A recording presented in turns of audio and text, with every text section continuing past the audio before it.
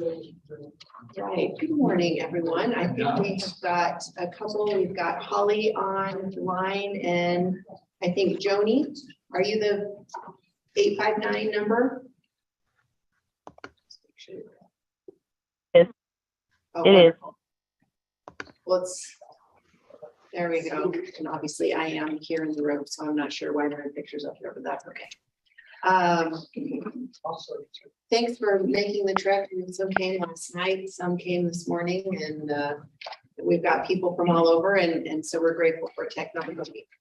As you know, we have set up this 8:30 to 9 o'clock time for public comment.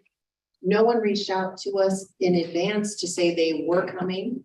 And so I'm gonna turn around and see if we've got anyone that's come this morning to participate, because we know that that happens and we welcome that. And if we don't have anyone that's here now, I'm going to suggest that this was the block of time that we had for people. And so I don't want to have our regular meeting start any earlier than 9 o'clock. And we'll just leave this time open. And if folks come and want to address the panel, then we'll let them do that. But this was what the time was for. So I'm going to just look around. We've got anyone here that would like to address the panel?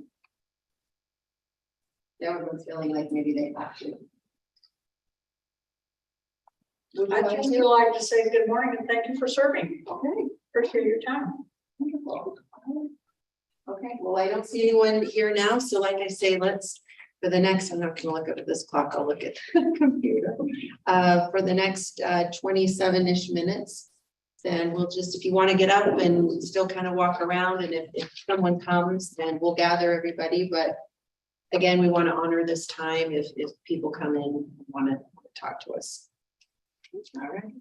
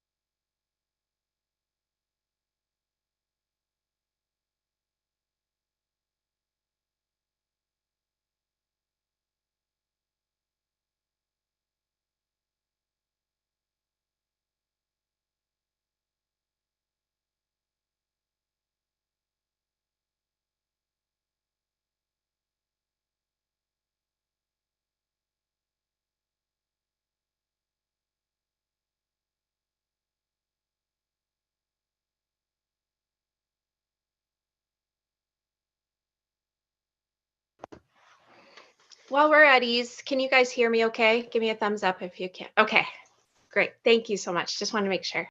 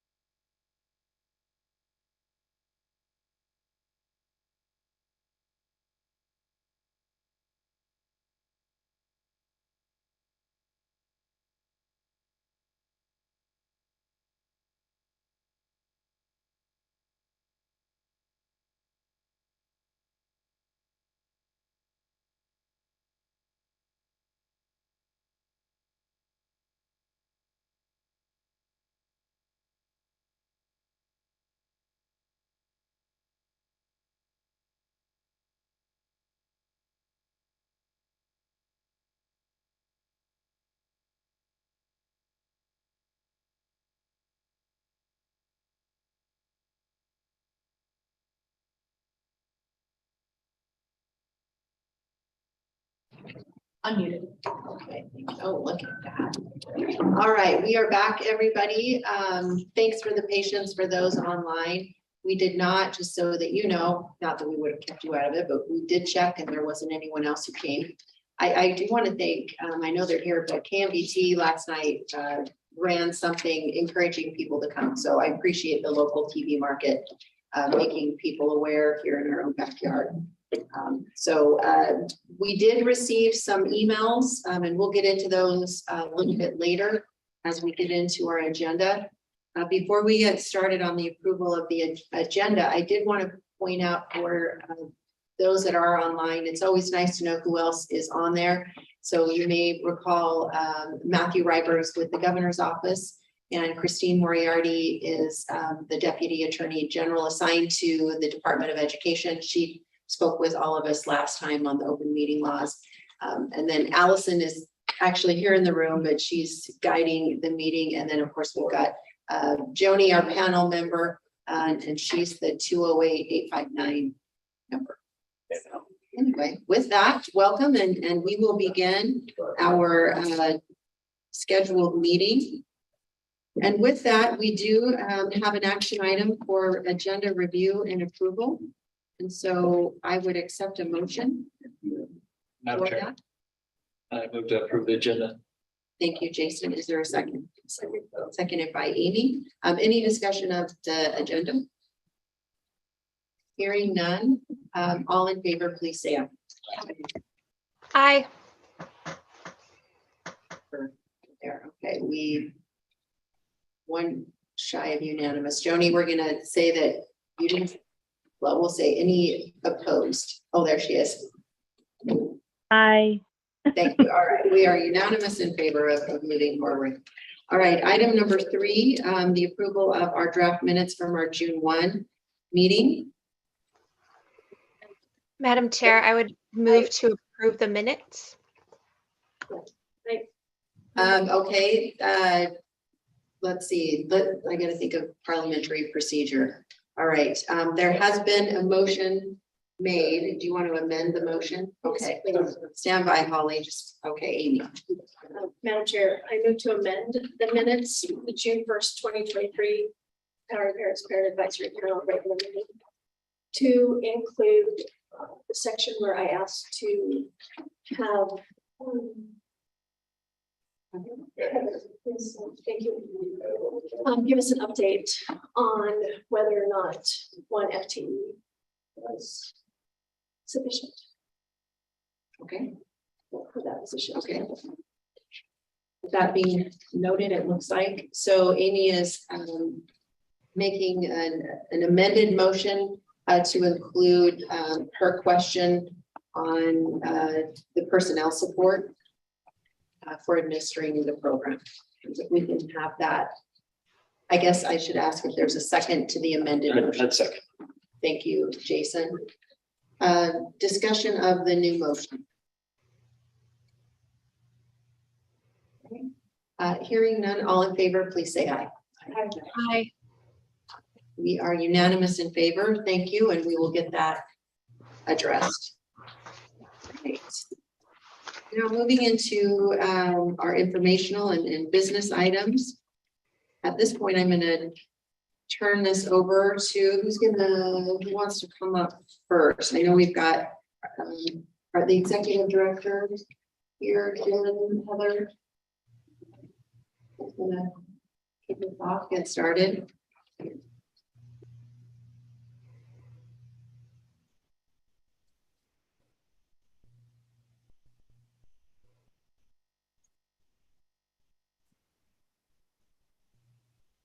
As you're getting settled up there, I'll make a comment to the panel that if there's something that's still missing, from the request that you all had in June, let us know as we get going, and we've got folks available to answer questions. And I'll let you, I guess, Jen, I'll let you and Heather tell us how you want to lay it out, the review that's taken place and a number of other things. And so. So thank you for having us. So my name is Jen Thompson. I'm the Chief Policy Officer for the State Board of Education. Heather Zeitlin is our program manager assigned to the Empowering Parents program. So we just wanted to kind of talk a little bit about the transaction review that we've completed and give you a little update on where those things are. So you should have seen in your packet a 3-page report that really just addresses kind of where we landed. So at this point, we completed review of all transactions reviewed, right? So the report that you see reflects the review of transactions through the end of April, because that was when we originally made the request. We were in May, and so we were able to get those transactions through April. We have since just last week finished the review of all of the May transactions as well as all of the June transactions. So I don't believe that those percentages change any, but there are some additional items that come out just also in the same category. So you'll see that about 85% of the purchases overall were eligible purchases. That works out well. About a little less than 1%, I think it came out to be like 0.9% of the purchases made. We believe that they appear to fall in an ineligible category. So those are items that we're going to continue to move forward with. In that way, that was interesting. And then we've got a couple of other categories that we are still continuing to gather some information on. So there's 8% of purchases that we don't have quite enough information on. And those are really kind of bundled purchases. So it might be that someone made a purchase from a bookstore, but we don't have the itemized receipt for what they purchased. And so we're working with Odyssey to kind of determine those vendors that are single item vendors. So if they just sell books, we're going to pull those out by the end of the month. We're working with Odyssey to, by the end of the month, have kind of a list of those vendors in that category that are sort of single item vendors, so that we can consider, do we really need to know exactly which books were purchased if we know that they were all books? So we'll be able to come back to you at your next meeting with a little more progress on that piece of the puzzle. And then the 6% falls into the categories that you'll see at the end of that report, where we talk about the categories that we'd like to ask this committee to consider whether you want to make a recommendation to the board. I do also want to say, in terms of timelines for the 1% of items that we believe are ineligible, we've made arrangements with Odyssey to send an email to parents in that category by the end of this week to request some additional documentation from those parents. So for example, what number is that 1%? I'm sorry. What number is 1%? What is the raw number? Right. So when you say 1%, you're going to get a hold of the parents. I can look it up. Okay. Look that up. Yeah. So we're going to reach out to those parents and invite them to provide a little more documentation that we can review and kind of make a determination about whether or not the item they purchased is ineligible. So for example, they might have purchased a trowel, right? And at first glance, that might seem like it's an ineligible purchase, but we want to give the parents opportunity to provide some additional documentation. Perhaps their student is doing a science lab that requires some gardening work. and maybe there is a reason that that purchase would fall into an eligible category. So we're going to request that documentation. We've got a 30-day window, and then about mid-August, that's when we would be considering whether or not to push those forward as formally ineligible purchases that would then appeal to this panel. So we'll kind of work on what those procedures look like. Hopefully we can have a discussion about those procedures at your next meeting and just kind of pin that down for how that's going to go. But we do have a timeline for getting that set of things resolved. We also have a bit of a timeline for moving forward on clearing the air on that outstanding 8%. These are just the items that are not eligible. Items. 3,000. But we've also worked with Odyssey to start working on, by the end of this month, we'll have some clear operational procedures in place that I think will help us with some of the sticking points between our team and theirs. So we're working on getting that clarified.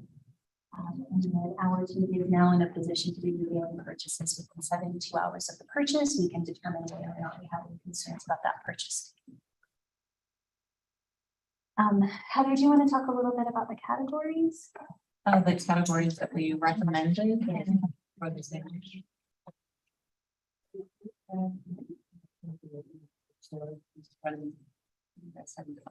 I have the categories. Heather, how many total purchases were made?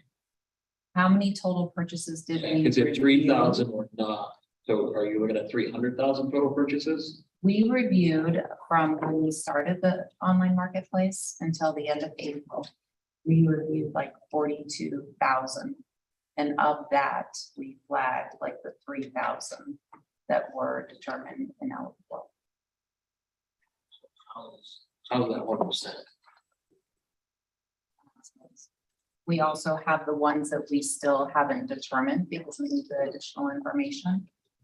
And we have about 36,000 that were accrued expenses. I mean, I can like work on the numbers. I just quickly pulled this. How does this work? Okay, I think- breakdown. I think maybe these are the numbers that were audited. Right? Yes, of them. These weren't the total purchases of from the program, To date, no. right? I think, Okay, that's what I was after. I'm trying to figure out the math. So the total purchase of the program is upwards of 300,000 purchases, The total purchases that we reviewed not from, reviewed, total. But you're talking like you're less than 1% that's deemed ineligible, so it's about $3,000 or 3,000 purchases. So you're saying the total purchases of the entire program is around 300,000? the total purchases of the entire program that we reviewed from, I mean, that I was provided the information from Odyssey from like the end of November when the online marketplace opened and to the end of April that we did the review to see what was being purchased, right? That total was 42,543 purchases.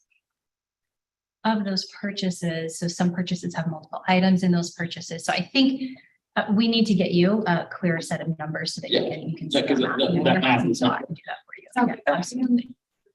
Yeah, Items, purchases, and total cost. We need to Yeah. differentiate that. 49,000 Yeah. multiple items in those, but 3,000 were flagged. Yes, so, yes, so we'll go through and get that clarified for you for sure. Yeah. absolutely. What was the other question? no, that's the question. I'm just, Somebody had you're it. saying 3%, but then you're saying 46,000 Right. and. 3,000 That does not. Okay. But the other question were the categories, right? That were, Yeah, okay, that's. So before we leave that, just so that we all understand the terms that you're Yeah. working on. Mhm. If, when we talk about purchases, well, I'm even confused on how to ask my question. Let me think here. Yeah, we need to get that. Individual families that access the program, do you know how many, what's that number? Because a family could have made multiple purchases, but that family only gets the money that they get. Mhm. So do you know how many families access the program? Am I asking my question in the right way? I think so. participants. If Because you you're want to looking take at the total word. grants. Right, right. There you go. How many total? It's right here. That's that So one. each family would do one application, right? Right. So the total applications that we funded, that would be like families that we funded, that's that 27,093. Okay. Madam Chair, may I ask a question about ineligible purchases? Yes. The biggest question I have so far is that my understanding is that this program was designed in a way to prevent fraud by the purchases being essentially pre-approved in Odyssey so that parents sort of order from a menu of pre-approved purchases. So when we talk about ineligible purchases, do we know whether that's by the fault of the parents for ordering something somehow, or is that the fault of the vendor? How do we determine whether parents are going to be responsible down the road? Is this on their shoulders or the vendor?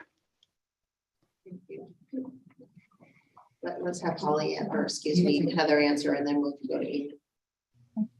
I think I can take Or that Jen. one. I think, so it's a tricky question for sure, right? So technically, the vendor should have ensured that all of the purchases were eligible purchases before they were placed on the platform. Unfortunately, we have some parents who were able to make purchases that we believe are ineligible. So is that the parents' fault for going into the platform, seeing something available and saying, yes, I can purchase a backpack through this program and making that purchase? Yes, technically the parent made an ineligible purchase and statute outlines procedures for how we will handle that situation. So we do have to, recognize that statute does have some steps in place that we're going to have to follow with that.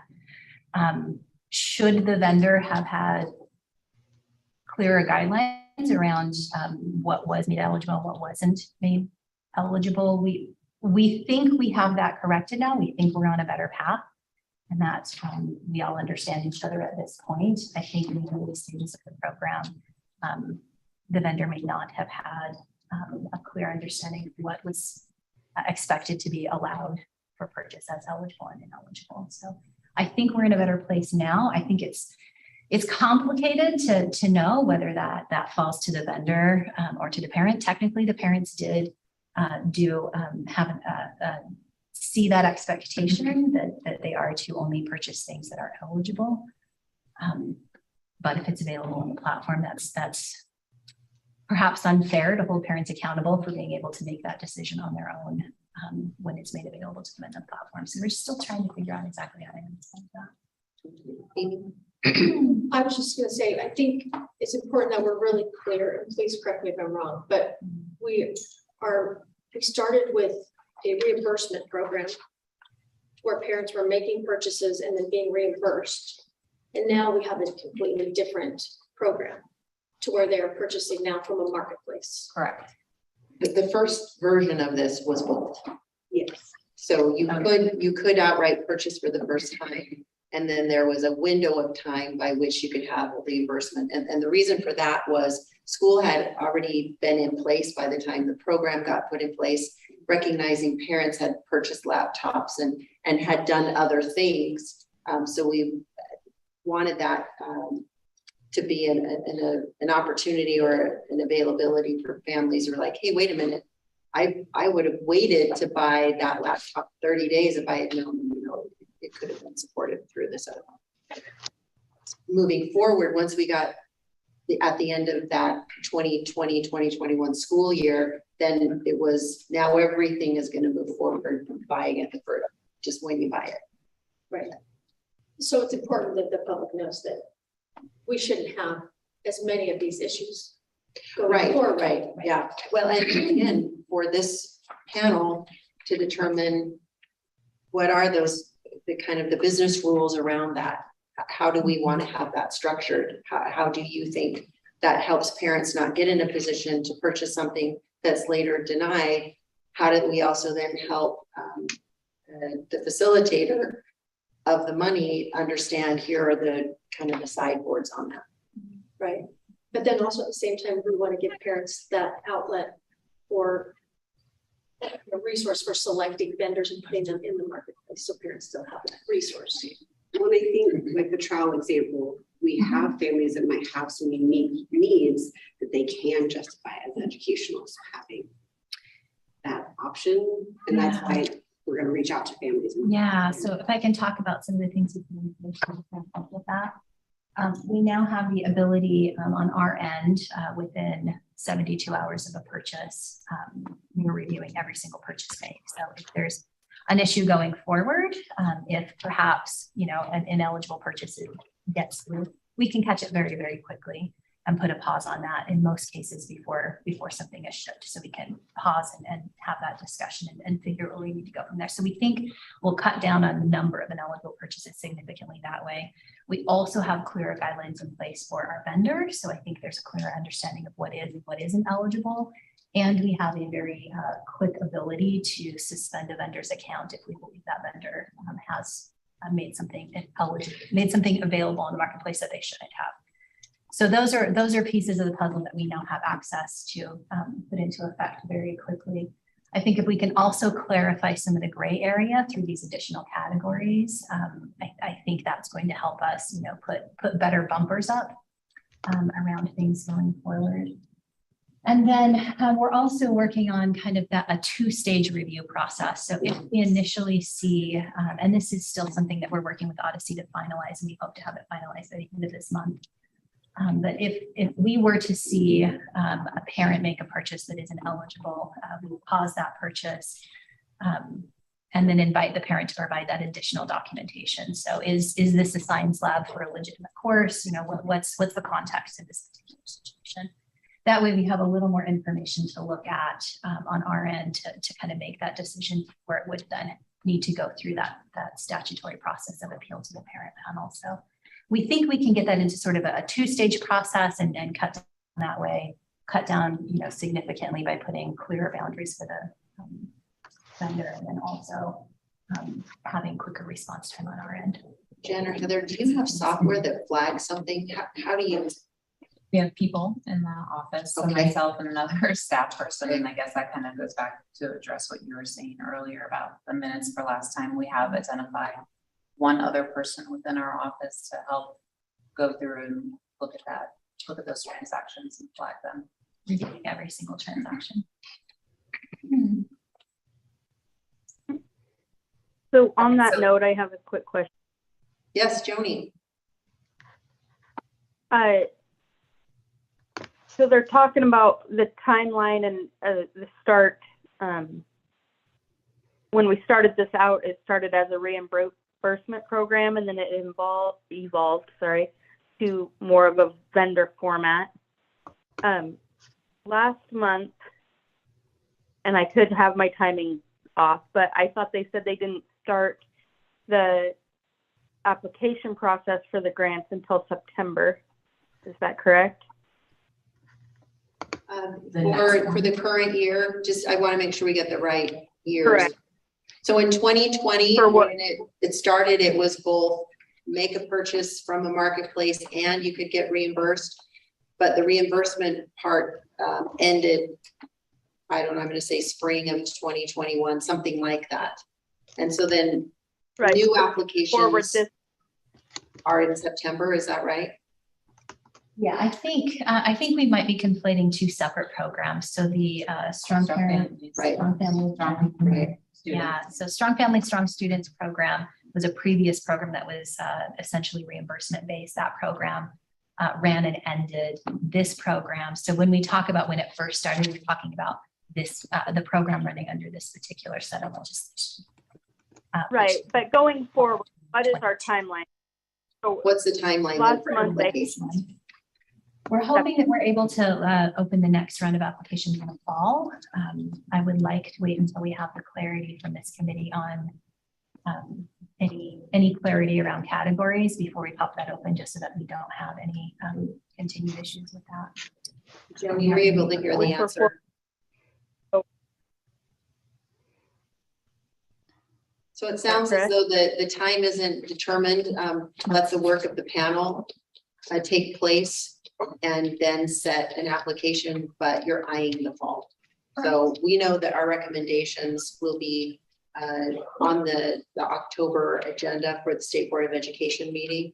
And so that's gonna be your window in there. And I think the board meeting, I don't know, second or third week of October. I know the meeting is set, but it's something like that, second or third week, yeah.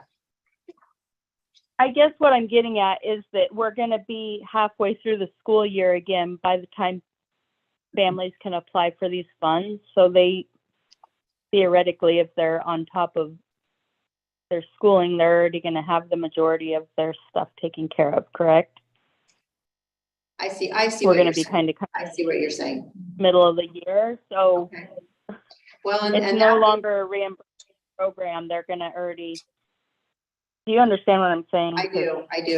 And perhaps that is a discussion point or a recommendation point for this committee is to adjust the timeline to coincide with when parents are purchasing some of these things, which would really be more like August-ish area. Matt's joined us, so. Thank you. Good morning. I'm Matt Freeman, I'm the Executive Director for the State Board. So it's a valid point that if the purposes of this is to have products and services available for families and students in the school year, October, the board meeting is the third week of October, so that is a ways into the fall semester. Debbie, the third meeting of this panel is in August, is that correct? No, it's in It's in- There's an Yeah, August. Oh, the first, I August down in September. Yeah, So there's there might be July. overnight in the falls. So the last, I'll restate the question. The last meeting, last parent panel meeting is in September. Yes, So, I guess if there were recommendations that came out of the panel to the state board, we could certainly convene a special meeting to take those up, try to accelerate okay, that so that we could get all the criteria for eligible purchases built into the platform, because we don't want to open up the platform for applications this fall under the current paradigm and then change midstream. We'd like to have it set, but if that would be. well, thank you for the consideration of that, because I think to join Joni's point, and that will really line up better with parents being in that back to school mode. What are we gonna need to help with our students for the school year? Okay. All right, How long does it take between you open up applications before you have the first wave? It should only take hopefully a couple of weeks. Now that we have a lot of the kinks worked out in the application system. I would say 2 weeks. Ideally get through the first wave. And then by the third wave, when was the third wave released this year? The third wave release this year was into the new year. Yeah. I have to look back on my files. It's there's a number of days between days. Is that true? Like we have to get them out within a certain amount of time, but we definitely had some challenges along the way this time with the application process and the adjusted gross income verification process. But I think as of now, it should move a lot smoother. Yeah. So, because I think under Strong Families, Strong Students, they managed to get a lot of the award notifications out rather quickly. I wasn't here for that one, so I would hope before the end of the year that we have the parents notified of the awards this time. If we released it in like the October or the fall air, by December, we get that. You think you can have all 3 waves by the first of the year? That would be my hope. So the third wave is timed from when the first wave goes out. So if we can get the first wave out sooner this year than we did last year, then then it sets a clock, a clock running for the next 2 weeks. and if the panel wanted to look at resetting the overall timeline, it would be more crunched for this next year, but get it positioned For in the fall wave? right, in probably a better way to help some of these things. So Matt, Question for Heather, sorry. go ahead, Heather, Holly. are the vendors required to reapply every year? And if so, can that process be started soon so that that can at least be in place? If we use the current vendor to manage the online marketplace, I don't anticipate that we would have to have the vendors within the marketplace reapply.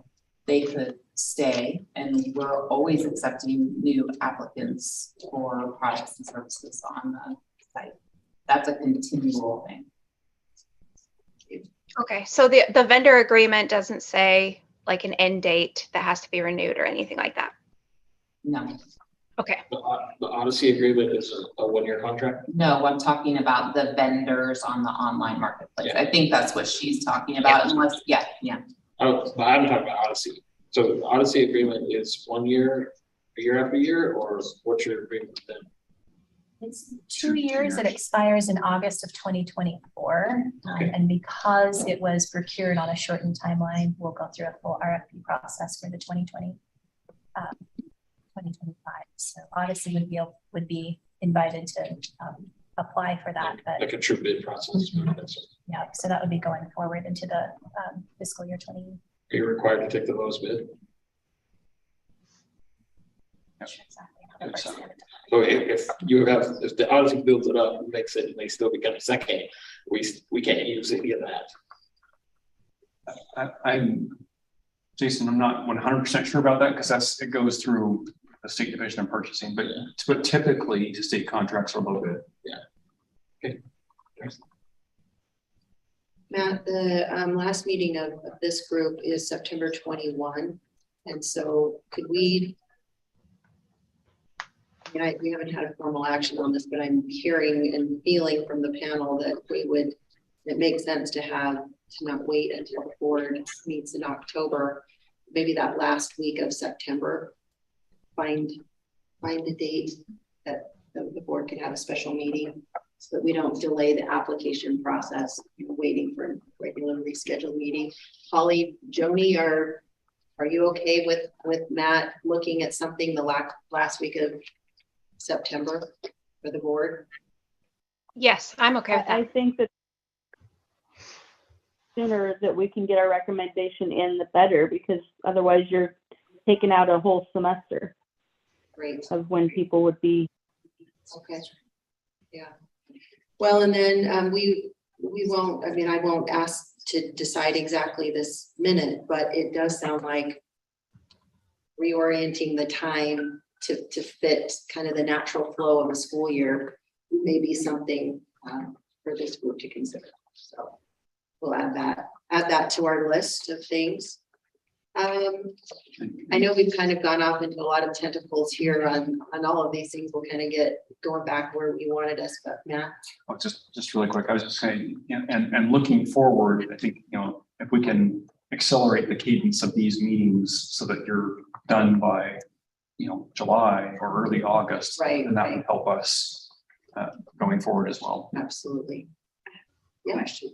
So in the statute, it says 60 days between each wave, but it says that they should be notified within 30 days of their application.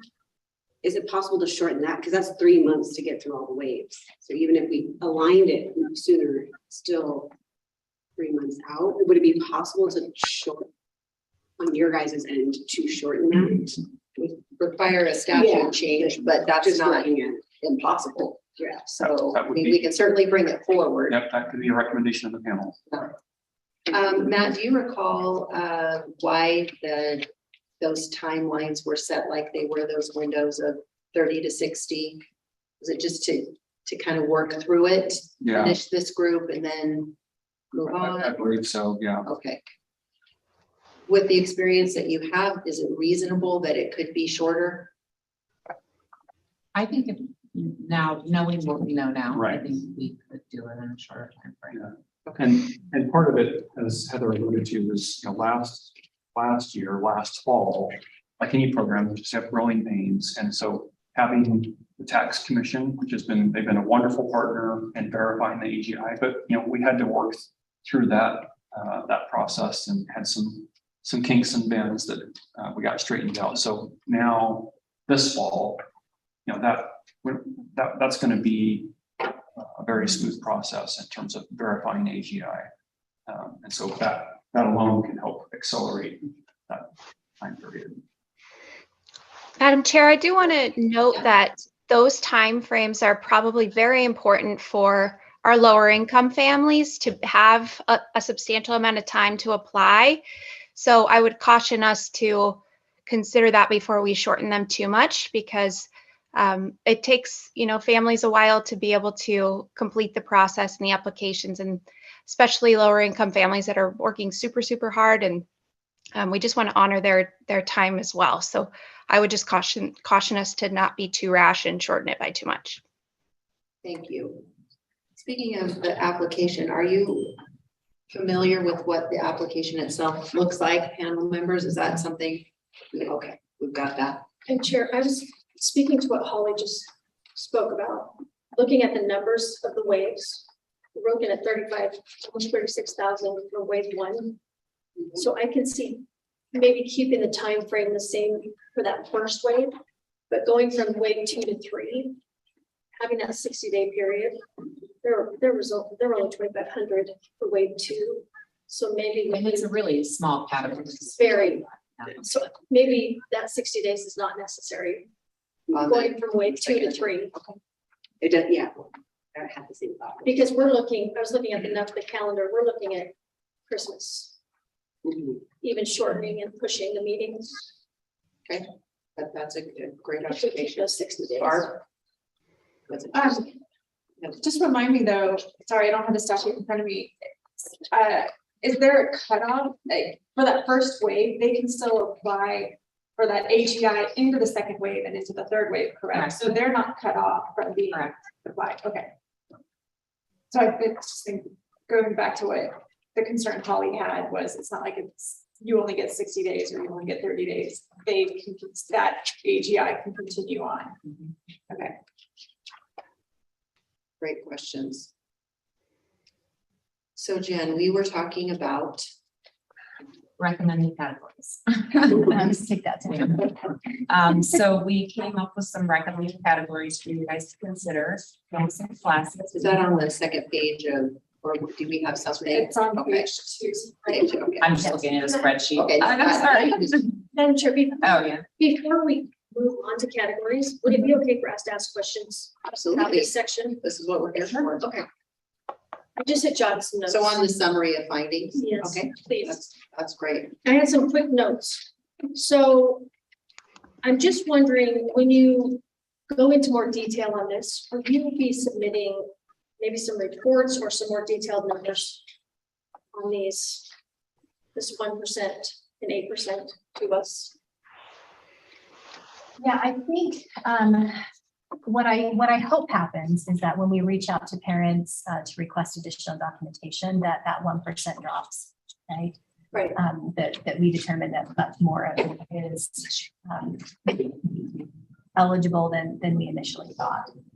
Once we get through that process, then we would be informing any remaining parents that they could appeal that decision to the panel, and then that would bring additional documentation to you all to consider based on more specific purchases.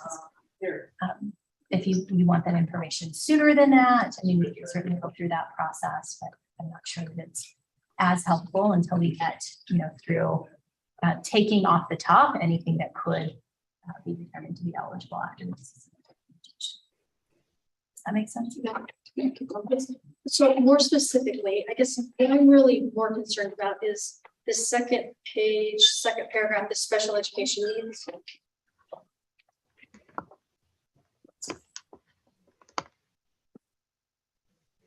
Under this less than 1%. I'm curious how, I don't know how you determine the special education services. Who's going to be looking at that? If there's a process, a review. As an educator, I know there's probably a couple of us that are concerned about that a little Yes. bit. I want to make sure that those students are being served. So we know if they are special ed students, that we are looking at those closely and they are being reimbursed if it is indeed something that they need. So the question is, how many special education students? No. No, yeah, how are we, what's the process for that? So right now it says they're ineligible purchases. So as I was reading this, it says, blankets, weighted blankets, sensory socks, etc. So you're reaching out to the parents to see if these ineligible purchases are for special ed students' needs. And so I'm wondering what that process looks like. Oh, so yes, so if there are items that are not on the approved list, parents can submit additional documentation into Odyssey to support that request. So if it was like a weighted blanket and their child has an IEP that designates that they need that additional resource, they can upload that, and then we go through and check the documentation, and then it moves from not approved to like an approved status. So, It's physically Heather reviewing that student's ID. but if it's a homeschool student and they don't have an IEP, but they're indeed a special ed student, Then the parent could probably submit some kind of documentation. They might not have an official IEP, but maybe they have something from a occupational therapist or a physical therapist, or that they have paperwork from a physician that is saying that they are, on the autism spectrum and that they require something that's to help with sensory so they can maintain focus in the classroom. okay, But yeah, I mean, it doesn't have to be an IEP specific, but it needs to be something, I would imagine, that could just, Something that supports that. that need. right. I'm just very curious what that process looks Yeah. like, because I want to make sure that we are supporting those parents. Yes. The students, so that's, I'm just curious what the process looks like through Odyssey. Yeah, so the parents, right now, I think they're submitting them through the help desk. And the hope would be, maybe moving forward with the Odyssey platform or any other platform in the future, just so like ease of parents that they could be uploading that documentation straight onto their application. I just know those parents already go through a lot, and so I want to make sure that we're. I was a special educator, so yeah, well aware. Okay. Yeah, there's lots of paperwork they have to contend with. So if we can make that as easy as possible, I hear you. Okay, thank you. It's always, I have it's always. Along these same lines, sorry, and this might be a question for Mr. Freeman. At the last meeting, Mr. Freeman mentioned that the previous process of reimbursement was quite an administrative nightmare, I think were your words. And that's understandable. I think that, in my opinion, it sounds like and looks like from this discussion and our previous ones that the administrative nightmare is similar, just in a different, it's now in the vendor category rather than the parent category. So has the onus to approve those purchases, which were previously reimbursements, now they're pre-approved purchases, has that, since Strong Parents, Strong Families, has that moved from the board's responsibility now to Odyssey's responsibility for approving those? Is that the difference here? Well, so, I mean, reviewing, just so we are using terms that everyone can understand. We're calling the Odyssey the contractor, and those companies who are on the marketplace who are selling goods and services, we're calling them vendors. So just to kind of keep that differentiation. Once vendors have been selected and are on the marketplace, once that work is done, that's a relatively light touch. I mean, there's not a lot of administrative work, except that we are reviewing purchases within 72 hours. But I would say that that's still less onerous administratively than doing the reimbursements. And there were 5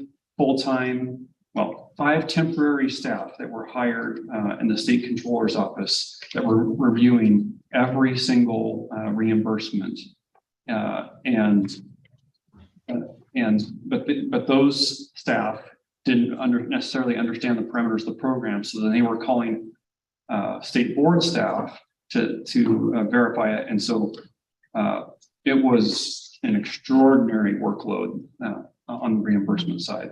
So even though, I mean, this program is going to be a lot of work to administer. That's just the way it is. But I think it's the way that it's structured now is still better than it was with strong families. So Matt, I'm going to follow up to Holly's question, and maybe this was part of it, or maybe just for my information. Now that regardless of who the contractor is, whose responsibility is it to approve of the vendors? Is it yours as the administrator of the program, or is it the contractors? It's the contractor. So a vendor applies to the contractor to be on the platform. Okay. Holly, was that part of your question? That is, and that helps clarify. I think there's just one remaining piece I have is, so when the vendor is approved by the contractor, by Odyssey in this case, then the purchases, although they are reviewed by our staff afterward within 72 hours, the state board staff, are those purchases pre-approved then by the contractor, by Odyssey? Is that where the administrative burden has shifted to? I'm just trying to understand how that's changed. I think maybe Tom, I think I understand your question. So by giving Odyssey parameters for what items are eligible and are ineligible, Odyssey's responsibility is to ensure that its vendors are only selling those items. So we're doing our checks and balances, our verification of purchases within 72 hours as a checks and balances after the fact. But it is in fact the contractor's responsibility to make sure that what is being allowed, what each vendor is allowed to make available on the platform fits within the boundaries that the contractor has been given. So I think that does fall under Odyssey's responsibility. Did that help? But the categories are determined or have been previously determined By the statute. By statute. by statute. And then the contractor approves vendors that sell within the categories, make them available for parents, guardians, whoever is eligible participants, we'll say that. And so that kind of takes us full circle back to, I think it was Holly's question of, if someone purchases something from the marketplace, there's kind of a built-in thought that is approved because they're there. Yes, Okay. that's correct. And so the ones that get flagged by Heather and whoever else she's been able to arm twist to help her, Correct. those are the ones that are kind of in that gray area of, yes, it was that they're an approved vendor.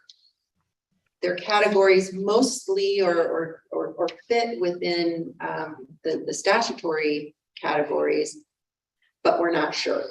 Right. In some of these It's cases. that gray area of how do you define curriculum materials? Okay. Right? Is this or is this not? Perhaps the way we would define that is not the way the contractor defined that. Okay. And so by giving them more clarity, that will help. Yeah. And so to answer the specific question, I mean, yes, a lot of the burden has shifted to the contractor, but there are still checks and balances that require staff work in the board office as well. And I know one of the things that we took quite a bit of time, we did have a great discussion last month on the categories. I mean, you had a lot of very detailed questions because there was this sort of other, and then what falls under other. And that seemed to be kind of the catch-all for we're not sure. And you don't want to, I don't know. Are there some things that you just outright reject or you have rejected because it would be reasonably hard to connect some dots? Trying to think of what that thing might be, but a what? A smartwatch. A smartwatch. Yeah. Okay. So I have a question, and maybe I'm oversimplifying this, but so the genesis of this is that we want to make sure that there are no ineligible purchases, like everything should be approved before it's purchased within the vendor system. But I just worry the spectrum of needs of individual students and families. This vendor system needs to be more robust, because looking at rural communities, they don't have access to a lot of resources that the other larger, sort of the urban areas now. And so I just wonder if there's a reimbursable piece that we could employ as well. Because I know, for example, speaking from experience, I send my kids to biochem and chem camps at BYU every summer. To me, that's a really meaningful educational outlet for them, because we have nothing like that in our community. But there's no way to get that reimbursed, but yet, so I'm limited to spend funds on what's available to me in the marketplace. But where I live in a community that is so rural, right now, all that's available to my family is internet service and Taekwondo classes. And that's highly problematic, because I don't think if you're going to have this money available to families and there's just isn't options for them, that really puts them at a disadvantage. And so I feel like, yes, ideally, we're going to have every vendor and every educational opportunity available to families throughout the state, but that's not very realistic. So how can we allow families to have ownership of this money with regards to meeting the needs of their individual students in a more authentic way, rather than being dictated to what they need to choose from in a menu item? So I just wonder if there's something that we could do to do the reimbursable as well. Like if there is a legitimate desirous need for a student, especially on the spectrum of low to extremely high gifted individuals, that you know something's going to be beneficial for your child, you shouldn't be limited to what's available regardless of geographic location. I'm seeing heads nod, so I'm adding that to the list of things we want to have, get to some decision points on. So, Amy? I just wondered if it isn't possible to add that vendor to the marketplace. But it has to, the onus of responsibility is on the vendor. So the vendor has to add themselves, correct? Like they have to submit an application process. So I doubt Gonzaga or BYU or University of Utah State are going to be submitting applications so that we can access their summer programming.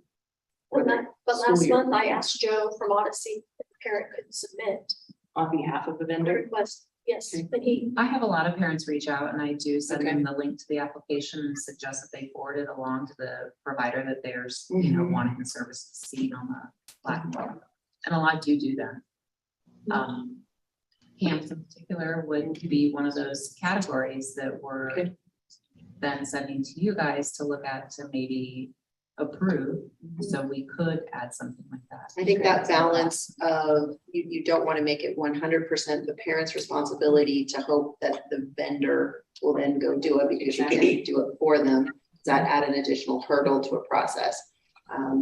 But also recognize that they're having some kind of a process in place is important. Well, and some of it just seems like built-in growing pains is as we're developing these guidelines and developing what categories are available and educating the programs and saying, hey, if you do go through this process, I understand it's maybe onerous and probably not too onerous, but explaining it, opening your program up to possibly more kids. So almost as the program grows and creates more guidelines of how it works, we can explain to these programs, hey, it actually benefits you because it might open up your services and your facility to more families. And on that, yes, thank you, Barbara. And on that note, I think there should be a natural for any state school in the state of Idaho, for example, like if you send your child to summer camp at ISU, because they're in our state, we should just have kind of a working relationship with educational opportunities within the state that are funded by the state already. I just think that should be something that doesn't need to go through a vendor process. Like I think it should just be understood that there are certain opportunities within the state, statewide, that should be just. It's umbrella state education, state funded education. I think the vendor though applications, one of the biggest processes is that they're setting up that Stripe account, so the money can move within the platform. So I think that is probably, that's a hurdle that we can't eliminate because that's how the funds transfer back and forth. So they'll have to go to that. And perhaps there's something, if we're going to go through a procurement process where that's something that's an expectation of whoever the contractor is, that if a parent says, here's a camp that we want to go to, that rather than having the parent contact the University of Idaho or whoever, then the contractor does that. Joni, I don't want to miss you. You had anything? It ultimately comes down to the vendor has to do the paperwork to become eligible in the program. And like in Idaho or in Idaho County or in Riggins specifically, there aren't a lot of options on anything that we have access to. The main item that our parents would be trying to use would be internet, and they can't get any of the internet providers to do the paperwork. So it essentially takes them out of the loop, I guess. So I mean, I would see that on other vendors also. So I'm in favor for something that could be reimbursable, I guess, on instances like that. Yeah, I think that I love the discussion. I love the unique perspectives of the regions. That this is what we're hoping for. Yeah. Looking at the categories that are recommended here, would that naturally open up some of these vendors to apply that maybe previously Odyssey could have said, you're not in a eligible category, and maybe that's something we could recommend is, hey, let's work with the colleges, at least in the state, and let's get them on Odyssey and help that process if we can, because they're all part of our network. Because there's not a ton, even in Idaho Falls, we have camps, but it's like the zoo and the art museum and the museum and the college, and so those are all people I would feel like are on board that just haven't had the opportunity. There are vendors in our area that are advertising that like, hey, come and you can use your empowering dollars here, that this grant money can be used with us. And so I think there's a lot of incentive if we open up these categories for those vendors to jump on board and be able to say, hey, you can send your kid to camp if you use this grant money. Well, let me just offer this. I mean, you know, on our side, we can work with our 8 public institutions to get them as vendors on approved vendors on the platform, and that makes sense. That's something we can do.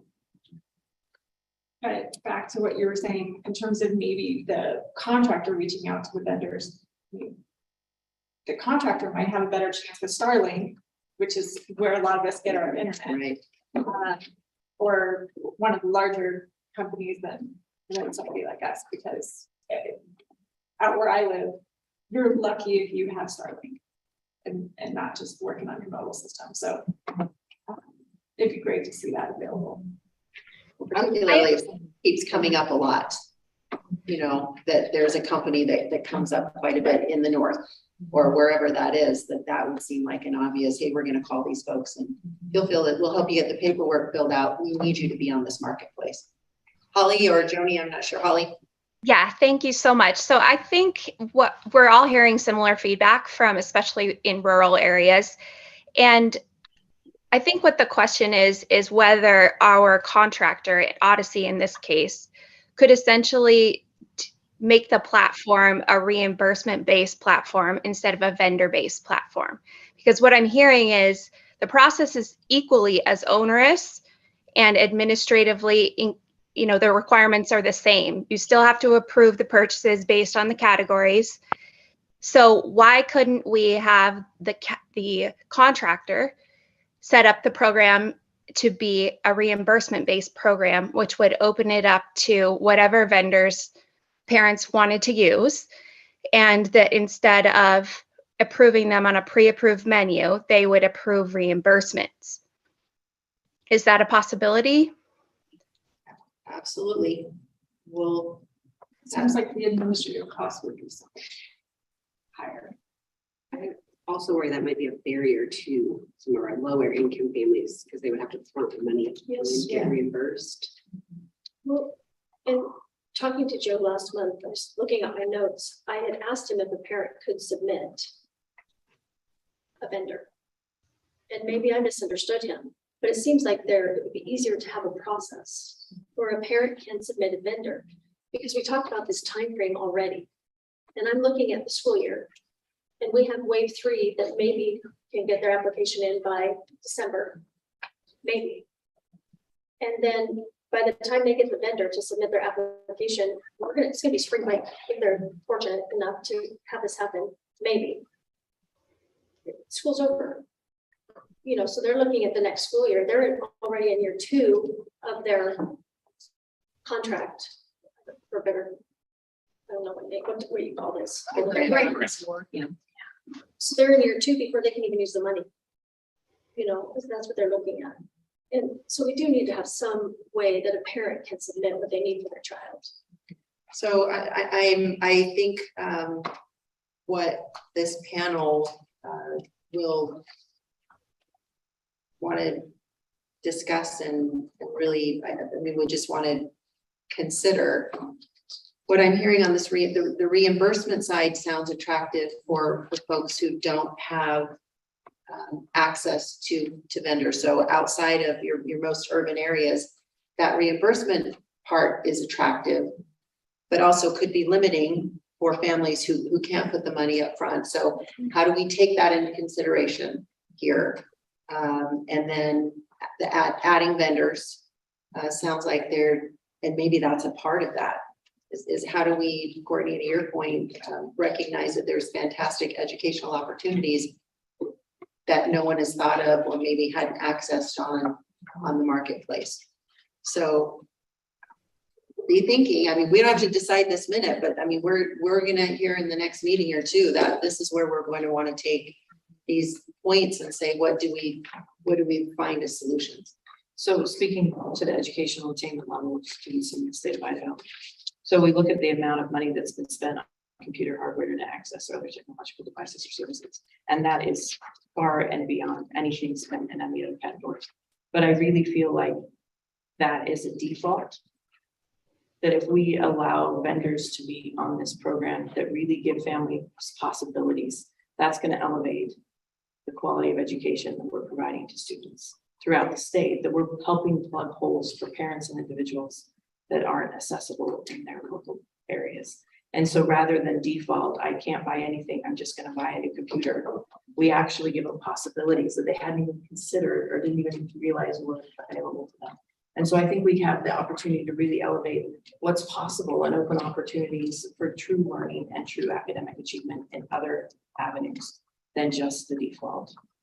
What everyone's doing, it appears, is getting technology, smartwatches, or Chromebooks. And I feel like that is a really misplaced use of these funds, because a lot of school districts are giving Chromebooks to their students, for example. Like, so we're just doing something that's already being done rather than opening up a floodgate of possibilities for really enhancing individual achievement and giving kids outlets to explore new avenues of learning and opportunities. And on her point, I think that coming from another rural school, when you open this program up and you see 400 items and you don't know how many are close to your house, there needs to be some kind of structure in here to where when you put your zip code in, it shows you 30 miles from your house all the opportunities that you can have. That is in place already. Is it? It is. Okay. You can do zip code based searches. Because I was like lost. There's a lot. And so, and to your point, it just made it easier as you're scanning the list. Yeah. Can't do that, can't do that, can't do that. Chromebook. Exactly. Yeah. When you only have Taekwondo and internet and Chromebooks. Right. Yeah. There's so many of those things that would enrich your child. Yeah, makes sense. Well, and when it doesn't alphabetical, Amazon's like first. Yeah. Everyone goes. Oh, okay. Would it be possible? It for- is sorted alphabetically, correct? And I've heard the opposite feedback on. There are some vendors that are pinned, and then I've heard feedback from vendors that don't like that there are certain things pinned. So just keep in mind, you're gonna hear feedback on both sides of that argument.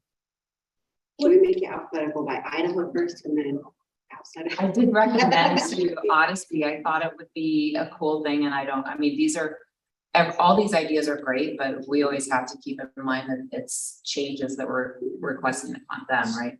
But I thought, oh, just add a flag or add some kind of like Idaho designation, so like people know that this is a service provided or a vendor that provides is based in Idaho. I thought the parents might like that because I get that feedback that. And then one more thing, I hope you know. It also concerns me that Odyssey aren't they in Iowa? They are based out of New York. New York. Oh, I don't know. There's so removed from our communities that I wonder if we could do it more effectively in-house rather than outsourcing to New York. That's just my concern too, is so they will approve vendors that are located throughout this whole country, but really we should be servicing our own businesses and our own people within our own state first, and then looking out if we can't meet the needs. And so I just worry that, you know, outsourcing sometimes isn't a local onus of control, sometimes is more effective because they're more in touch with the needs of the communities. I don't know. Maybe. I mean, I guess knowing the structure and anyway, but Amy, Second that, would it be possible for us to go through submitting a vendor onto the contractor, to Odyssey this before the next meeting, so we can see what that process would look like? We can give that a try. Can we go through that process with Odyssey? Like the behind the scenes of what they do when a vendor goes to apply onto the marketplace and the documentation they need. And Right, do you think we could go through that with Odyssey and maybe find a vendor? So we could see what that would look like if we were to utilize that, like a parent? so if you were then to say, hi, like I we have a could tutor. recommend Yeah. someone. Yeah. That we know fits into the categories. Mhm. Right, so we could, just to get a feel, so we would. So how like much time it would take for the vendor to actually work through that process. Right. We could ask them That might to be do like a, even if they. Just kind of walk us through. Mhm. Yeah, it could be a simulation even. Yeah. Of this is how we do it if somebody, we can. Yeah. So do the vendors set their own prices Do the vendors set their own prices? Yes. when they're competitive against each other? That's how, or I don't know if they're trying to compete within each other in the platform, but they do is set their own. there any prices. oversight on that? Cause like, I looked through this and we have like swim school and without going into it and actually knowing like what they offer. And so like they have lifeguard training that's a full $1,000 or, you know, what's the guidelines on that? Is that there's no guidelines? But the guidelines on what services they offer on. And the prices that you platform. put on that service? We make sure the services are eligible on the application, but we don't dictate the prices now. No, that came up at the first meeting. Yeah, Some and that's competitive, my, my office a lot, price like point. competitive pricing and the fear that there's like. price Because, gouging. yeah, because that's what I think, like, when you start offering camps, you're like a week-long camp, which could be $600, but now it's $1,000. Because they're trying to get the max amount of money. It's just, I don't know what could be done. I like all of you, that is something that I've heard, you know, if I were just to go purchase this or go straight to that person, it would not. Well, I shouldn't say it would not, it may not, be that same amount. But it could be something to go as randomly audit. Okay, well, here's some camps or some classes or something like that, and then somebody could just go and maybe randomly audit. See how much it would be if you're not going to the marketplace. Would it, Holly? I just wondered if we could ask the board to contact Mr. Connor or Odyssey, whomever, and ask if it's possible to implement what Amy was talking about, because I think that would solve everything. I think if parents can submit a request to add a vendor, then it essentially is the reimbursement wouldn't go to the parent, it would just go to the vendor, right? So I think if it's possible for him to implement that under our current contract, I think that might resolve a lot of our concerns.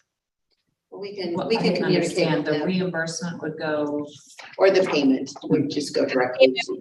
So it's essentially the same as a reimbursement, just differently. So if a parent wants to have a vendor, or if they paid for a camp, let's say, then the payment would go to the provider of the camp, and then the parent can work out the refund of the excess funds with that vendor instead of getting a reimbursement from empowering parents.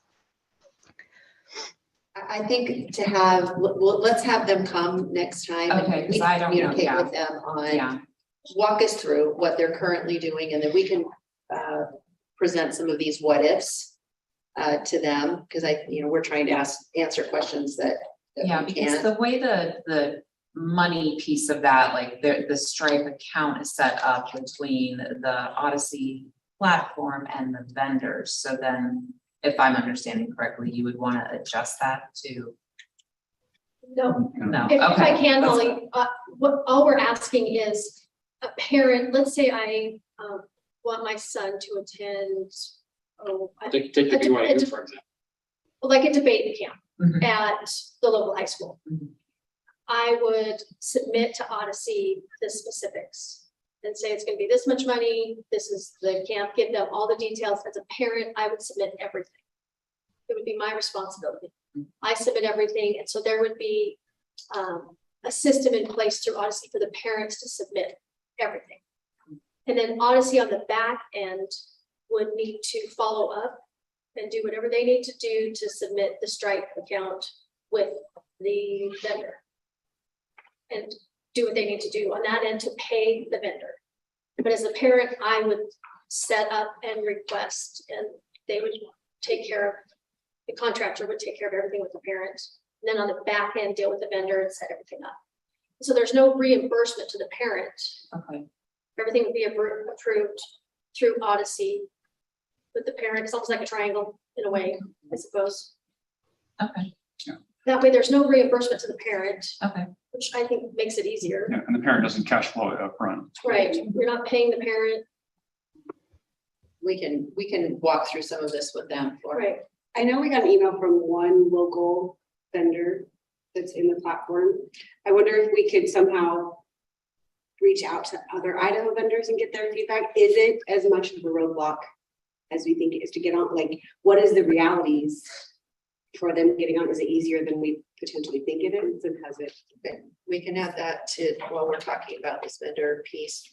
A question that I would ask the panel to consider, recognizing that we're not gonna control the free marketplace and people are gonna charge what they're gonna charge.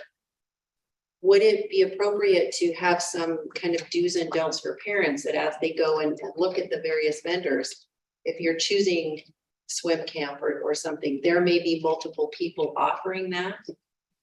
Look through the list. I guess do's and don'ts of being a critical consumer when you're going to spend your grant money. And maybe that's how we drive to more competitive when people see that there are more options available than just the first one they got to. That, hey, keep going down. And I don't know, and I haven't used the program, but would it make sense, and for those of you that have, to maybe have some of, not telling them what to choose, but here are some ways to think about using, when you go to access your money, here's some things to consider. And I don't know what those things would be other than the one example that I shared, but Yeah. Yeah, tips and tricks. Kind of. yeah, something like that. How does that sound, Holly or Joni? Okay. Like that. And you said tips and tricks. I like that. All right. I know we want to get into a good discussion about categories. And so why don't we take about a 10-minute break and just get up and stretch our legs and so forth. It's 10:11 on the screen. Why don't we, why don't we come back here at 10:25? And then I like even, it's not even a nod, but we'll say we'll come back at 10:25. So we'll just pause now and then come back and we'll dive into discussion about the categories. I think we're okay just to, I have unanimous consent to pause the meeting and come back. Yeah, you good? All right, we'll recess. Thank you. Final. All right.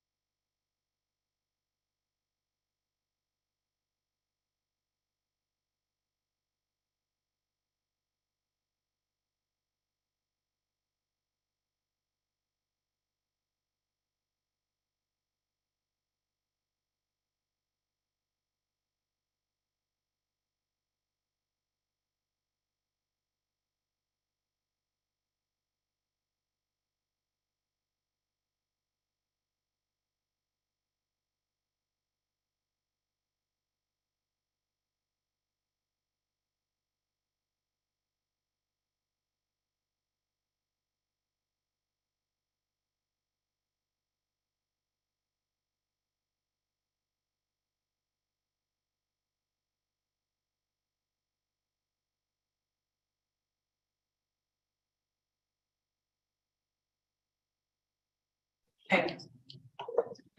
All right, we are back. It's 10:25, and so we will come out of recess and reconvene.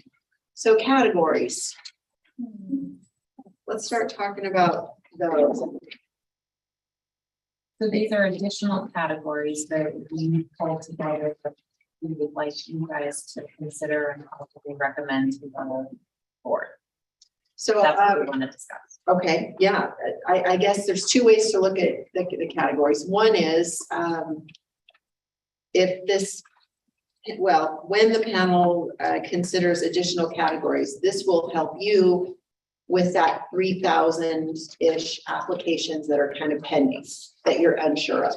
Because then you'll be able to apply a filter of sorts to say, okay, here are people that we're going to move into the approved category, and then here are the remaining applications that we're going to now make a personal phone call to, or however you interact, email or whatever.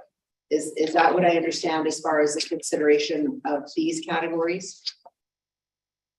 Yes, so if the parent panel were to choose to recommend these categories to the state board and the state board were to subsequently approve those categories, then the items that were already purchased that fall into that category would be approved. We grandfather those in as approved, right? Okay. If not, then we would have to approach that in a different way. And then I guess the other side of the category coin for this panel is looking very comprehensively on what do we want those categories to be moving forward. If we're putting our line in the sand as we look at the recommendations of moving forward, here's how we want to build out the categories in the program. Is that fair? And maybe those things are the same thing.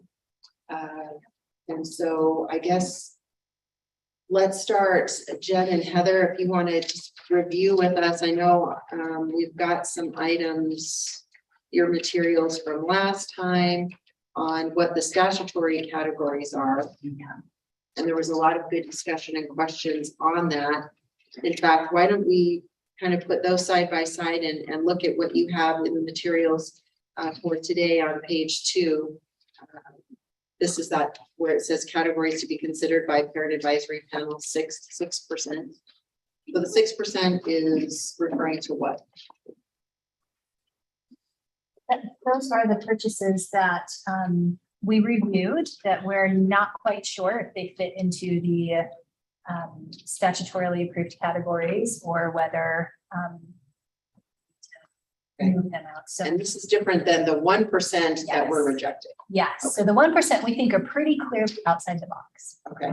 And we'll talk about how we'll handle that separate. Yeah. But this These we reflects. think are maybe borderline in terms of how we define the existing categories, or perhaps are categories that would be more likely to be approved or recommended by this panel. Okay. So to speak. So So getting into that then, camps and classes. So, So currently camps are not allowed. huh, So you look at the existing statutory categories, we can just look at that for a second. The subsection 3A is computer hardware. So that's internet, technology, those kinds of things, right? Apps and those kinds of tools. Section B is textbooks, curriculum, those sort of more traditional. Sorry, the audience leaning in because I'm following.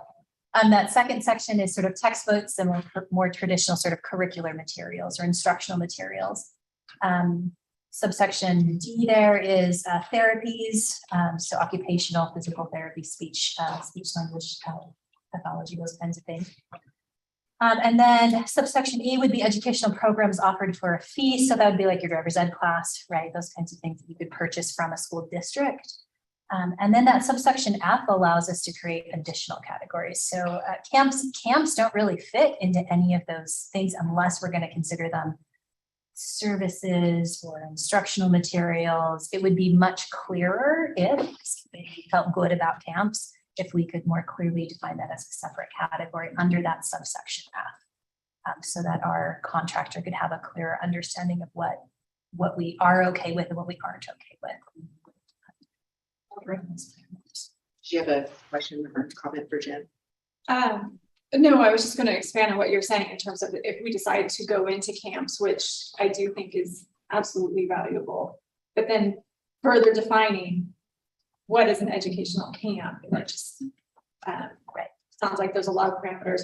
And then the classes, we can jump into that. I think camps is gonna probably take up some time, but then the classes also, I had some questions with some of those that were in the materials you provided us. I agree. I think this kind of goes to the discussion we had a little bit last time about the services being under section 3A. And the materials that you provided us, it looks like most of the services are under 3B. Am I correct? Yeah, The I report- spoke and I followed up with Matt and I'm not sure if we put that in the materials specifically, but yes, they are under, because the classes are currently under the curriculum. That's how they're defined. Can you tell us or give us a little bit more information about how you define the curriculum or how we know that you're evaluating those classes? Because I think that goes to the camps conversation, because it's just the definition of an educational use, I think, is important here.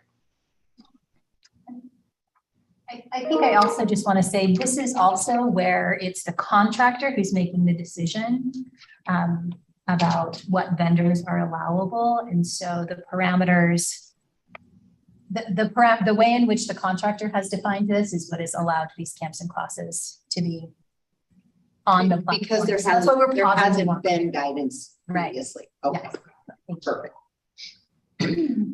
Well, I think that's definitely a recommendation that I would advocate that we make to the board, is that we provide further recommendations, definitions to the vendor, because as we know, there are some concerns about fraud, use and abuse, those sorts of things. And I think if we have clear standards for the vendor that can rein that in, without them, I think it's concerning. So I think that we might consider as a group helping to define that a little bit further. Okay. It would help us if we knew currently what they're using for their definitions. We can add that to the list for next month. Right. When we get into some of, we've got to turn the page back. Because more specifically, I was curious for 3E, educational programs offered for a fee. What's an educational program offered for a fee? And those are specifically purchased through school systems. So Like, can given you the give an example? Drivers. Oh, that's it? Or Yeah, it could I mean, be I a didn't class notice. that like a homeschool student would want to take at a public school. Like a CTE. Mhm. Yeah. Okay, but there So are, since they're homeschooled, they could pay to take advantage of some programs at a public school. but do they have to be at a public school site? Because I mean, there are programs where kids would go with the school to Or virtual. a camp. It Or doesn't, I'm even thinking of basketball camps, like we would take our kids to a sports camp somewhere else. And so I was thinking these educational camps would not be at the school, but are with the school. No money's coming from this. right. But, you're right, but I'm Probably because no one thinking understands, definitions. like we don't understand, you know. As I was trying to define these things, Yeah. I think, as I was teaching, where these would fall. I think if it's a fee that's paid to the school or whatever camp, basketball camp, whatever that camp is, I think that Which, yeah, I mean, That basketball could teams work in offer there. little mini camps in the Right. summer and. We would pay the school and the kids would get on the bus and they would go to a different city and go to the camp. So I think there's a way we could justify those kinds of things being eligible under the existing statute, but say you wanted to do a camp with the art museum, The what, I'm sorry. like an art museum, Okay, Or a summer camp, a STEM camp. or a sleepaway camp. I mean, Again, once we open up camps. That's not money that is paid to the school. Right, so that would have to come under a new category if we were to allow those things under that subsection F. okay, so Okay. E, the money goes to the school. The school would be the vendor. And are all the school districts pre-approved to be vendors in the system? There are no school districts currently vendors in the. Which is why this Out of is the here. gate, that's a Exactly. problem, yeah. Right. Because, but the way I understand the statute, because if you're a public school student, then you wouldn't be able to take advantage of that because you're already getting that free of charge within the school. But driver's ed, you know. Correct. Right. But it's added, is it subsidized by the school in some way, shape, or form? Driver's ed is by the state. Not, no. Well, Joni? The students have to pay, well, it depends on the district, I guess. Occasionally, I don't think our district. it might be subsidized, but some of them have to pay for their eligibility to take that class. I understand, like, it's a confusing category, and maybe Yeah. we actually, I don't know, Matt, like, can we reach out to whoever wrote the statute and see what their legislative intent was around that category? And it very well may have been for exactly what we're talking about, Mhm. but may not have been clear enough. As Laura's pointed out, no money has been used there. No school districts are even approved vendors. And parents may not know what's even available because like us, we're really struggling to even think of something beyond driver's ed that a district would offer for a fee. I don't know. I don't know. West Data, we had to pay for sports. I was gonna say a pay to participate with Yeah. athletics or transportation fee sometimes. I think I just wrote a check for speed school in association with football. Right. But it was Pay to play. extra. And then I think we also, sorry to interrupt, I think we also have to consider the concept of educational versus extracurricular and where that fits and how that Right. fits into this. Which it's, again, for some students, that is a very critical part of, overall development and, helps with academics in other ways. But it opens up like for the camp specifically, STEM camp and those things are pretty black and white. Like that's directly could be an academic correlation, but like your camp when they're going YMCA or whatever, like you're spending a week out there, is that educationally related? Like, yeah, it's contribute like to the overall child. I send my kid every year, but and I think it's important personally, but his academics, he's not working on it.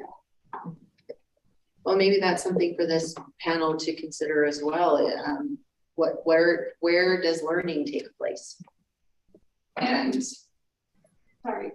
Oh, you're right.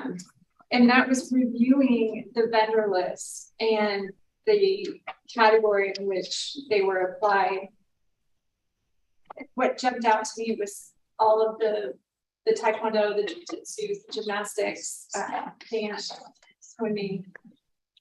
I think those are all absolutely valuable for development, but is that really opening up a can of worms? Because maybe my kid doesn't do taekwondo, but he plays baseball, but is it getting the same? So those are some of the things I kind of want to make sure we talk about and go, is that really educational? Is that really where the educational dollars should go? Absolutely, they're valuable, but I don't know if it's what's part of what the idea of this program is. So we want to think and talk about educational comparator versus it's all important, good stuff, Right. but does it meet a criteria that there is a direct correlation to an educational improvement? Correct. And I think, Am I capturing that, how you're saying that? I know, I absolutely think you are. I think one of the things that Jen's talking about is, and that they've all talked about is the contractor. We need to make sure that there is a clear set of guidelines to have vendors evaluated, but the contractor needs to know exactly what those are. And I do think you can rationalize almost anything to show that it's good for a child and it's good for their education. It's good. But I also think you can't open up to every single thing that a parent wants or a child wants. And there were just a few that jumped out, and that's why I really did want to get into the categories. And just make sure that the investment the state is doing is really serving every kid, not being abused because, hey, now we have some money, I can send my kids to XYZ. I couldn't agree more. Sorry, I couldn't agree more. And the reason that I asked for the breakdown last time was because of the same concern. So I really appreciate you expressing that. I think that we really need to define the terms a little bit better in terms of educational, because allowing the contractor to make these decisions is really concerning to me. I don't know that that's the best route. So I think really defining those might be better, but taking a look at that list that was provided, I definitely have some concerns about those that I think we should talk through. Does anybody else share that concern? Yeah, I think you've got support on that. I think there's good, better, best, and I think it behooves us to be accountable to the taxpayer that we are providing the best opportunities, not just good opportunities. Because we are between these two entities, right? We want to provide opportunities for these students and the families of our state, but we also need to be accountable for how this money is spent, that we are allocating it in the best way possible and not just, a free for all. I would expect that any contractor in this position would appreciate the Yes. there, because it does put whoever that is in a difficult position to then navigate, well, what do we think about it, rather than here's what's been established, here's the criteria, here are the definitions, here's the lens. And I think it really puts us in a strong position moving forward with the taxpayer dollars here. Okay, so I'm hearing that there is agreement on an inclusion of camps and classes, but specifically defining what educational is. What does that look like? And coming up with a description of, maybe it needs to meet this criteria. We can decide what that looks like, but camps and classes play a vital role. Parents, we want to supplement so long as it falls in this space. Okay, then moving on then to costumes, athletic gear, and uniforms. Jen, help us. So this is one of those areas where the bundled purchases became problematic. But help us know. Bundled purchases, so that's going to fall into that 8% that we're still waiting for our contractor to figure out how to disaggregate, so we can really look at what was eligible. And that's different than the 6. A little bit, yes. So so as an example, someone may have signed up for a ballet class, right? The class itself, we may have considered that eligible, but the purchase of ballet shoes or competition fees, we may have considered ineligible. And so that falls into that sort of 8%. They made one purchase at one price point. We're not entirely sure if all the pieces of that puzzle fit together. And so we want to look at that separately, that category of uniforms, the equipment you need to be able to participate in those particular activities. Is that part of what Heather and I talking about? Initial thoughts, comments on this one? Or This is you guys are recommending we expand the category to include these items? there's not a recommendation so much as what do we do with this? Is that kind of I think like we're not sure what to do with this piece? it's an ask if we We're have to asking- consider. Wait, What you but we're want also to asking have. taxpayer dollars to go towards competition fees and uniforms and costumes. So I don't know, this feels like expanding that education. Do you guys pay for music instruments? Mhm. What would that be any different than ballet shoes?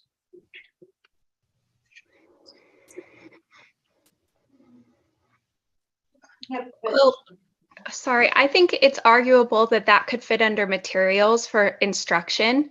I'm more concerned about the statute is silent on the class itself, but that the materials are covered. So in my opinion, if we're approving the instruction of ballet class, then the statutory authority to approve the shoes is already there. But the ballet class itself is in question to me. Whether it may or may not fit an educational definition. Correct. That this Yes. group comes up with, okay? As a former basketball coach, I'm struggling with costumes, uniforms, only because I know what some of those look like. Shooting jerseys. I mean, we're not talking just the average basketball jerseys on some of these teams. We're talking hundreds upon thousands of dollars in jerseys. Well, and I guess the question is, like, are we paying for kids to have the experience on like rec teams and paying $50 for a kid to play, you know, YMCA ball, or are we paying for travel leagues? Right. And That's, those like that, those are two different things. And if we're leveling the playing field and wanting educational experiences out there, would YMCA basketball, for example, be a valuable experience for my underserved students that I teach? Absolutely. But paying for club ball is a total, like, that's 100% different experience. That's not leveling, that's. But I think it comes back to the concept of meeting kids where they're at, right? Some of our students are going to be more advanced than others. So if soccer's on the table, wherever you're at with soccer, your $1,000 is your $1,000. Into that next level. right. Well, yeah. One of my- It's really tricky. In our school, our cheer team, they have to raise all their money for their uniforms. It's a lot of money. So the lower income students are less likely to cheer. But if the uniform was able to grant that cheer uniforms, well, then would you have more likely to have low income people cheering? That's just questions. I understand that, but that's why we used to do fundraisers and we worked our tails off and did car washes. I want to be really responsible and a good steward of our taxpayer dollars. And there are people that are struggling paying their mortgages and buying groceries and gas and taxes. And I have a really hard time going to our taxpayers and saying, I want you to buy these uniforms. That's a hard one for me. It's really hard. Just to be honest, that's hard for me to do that. Joni, I don't want to miss you. I'm going to try really hard to make sure I look up on our screen. Okay, my question on that, I guess, is if we're talking about like a sports team uniform, how is that going to work in the vendor process? Because they're all very specific. So like if they are participating in a gymnastics or a dance class that has a recital, then the costume would be purchased through the platform. They'd have to go through the same process that will get explained next time, but you're right. So that will work for like ballet or gymnastics if it's a fairly simple cut and dried uniform. Yeah, but every athletic if we're director- talking about basketball or soccer, that's not going to really work. I mean, why? Yeah, because the Because kids they're would all go very and purchase their own. Specific to teams. So that would not be. Either that, or you'd have the athletic director would go and make whoever they got their gear and equipment from, that would have to become a vendor. And Then you're Right. purchasing clothes, and then it becomes a big slippery slope and everything. so I'm hearing as I try to synthesize, Courtney, I didn't want to cut you off. Oh, no, it's fine. I think one-on-one instruction is validated, but I think the accoutrements of the instruction for extracurricular need to be on the parents. I do. So I think paying for the instruction for the ballet class is justifiable, but the competition fees, the costuming there needs to be some skin in the game with those involved. Madam Chair, could we ask maybe the attorney that helped us before, or Mr. Graff, or someone who's educated in this area, who could help us find the definitions of extracurricular, educational, those things, other places in Idaho statute, so that we could use the same definitions and not sort of create our own, and perhaps have a special meeting to review those that are in the services category, section 3B in the materials, and then we can formulate those definitions based on the other definitions in Idaho statute? Yeah, we can absolutely round up some things and present them at our next meeting. We can take some time in our next meeting, I think, to review those, what exists. Do those definitions fall nicely into what we're talking about? And I was going to use that line of thinking specifically with this category of the costumes and athletic gear, that this is one that is directly impacted from understanding what is educational. Because as we pointed out, there's always, well, what about this one? And if we say that Taekwondo is okay, but soccer is not. And if you want to play basketball at the Y, that's great.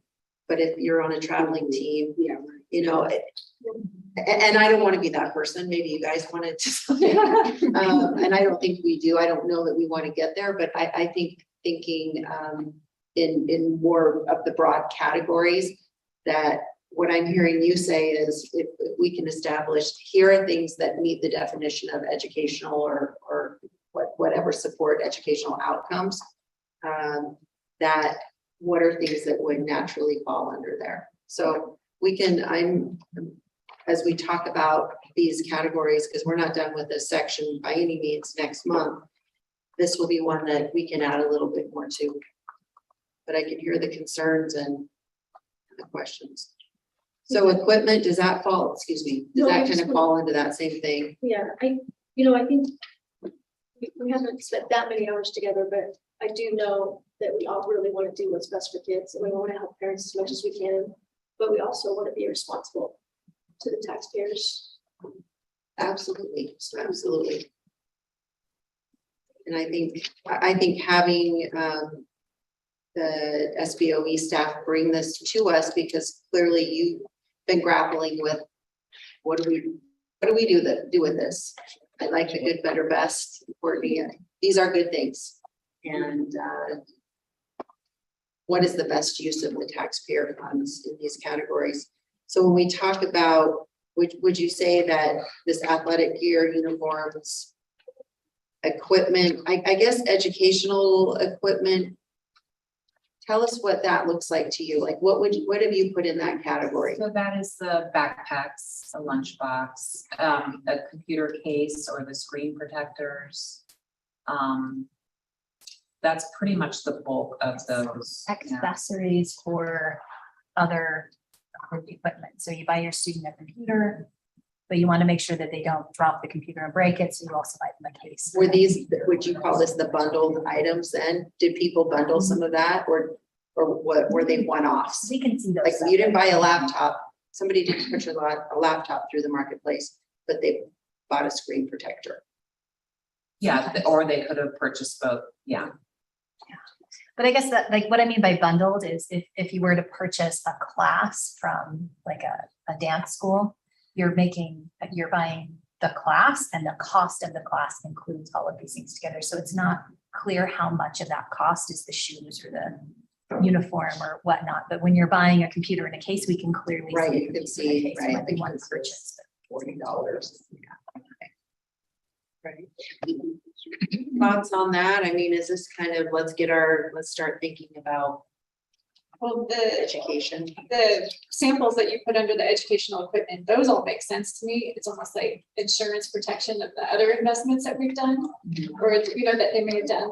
Let's protect that laptop or whatever. That makes much more sense to me than the classes part. This is kind of dry. Yeah. Okay. I can't justify buying backpacks, lunch boxes at all. I just can't. I'm sorry. Don't be so happy. I didn't even have to think about it for 1 second. I mean, as an educator, I used to buy these things for my students that didn't have them. Like if they needed a backpack, and we had hundreds of donations come in for kids for these things, like the community would do this. We had organizations do this all the time. But I just can't imagine us justifying this to taxpayers. Like, how can we say a backpack? I'm so sorry that I'm using this word. How can we say a backpack is essential? Like, How is that essential for a student to learn? I don't know. I see it.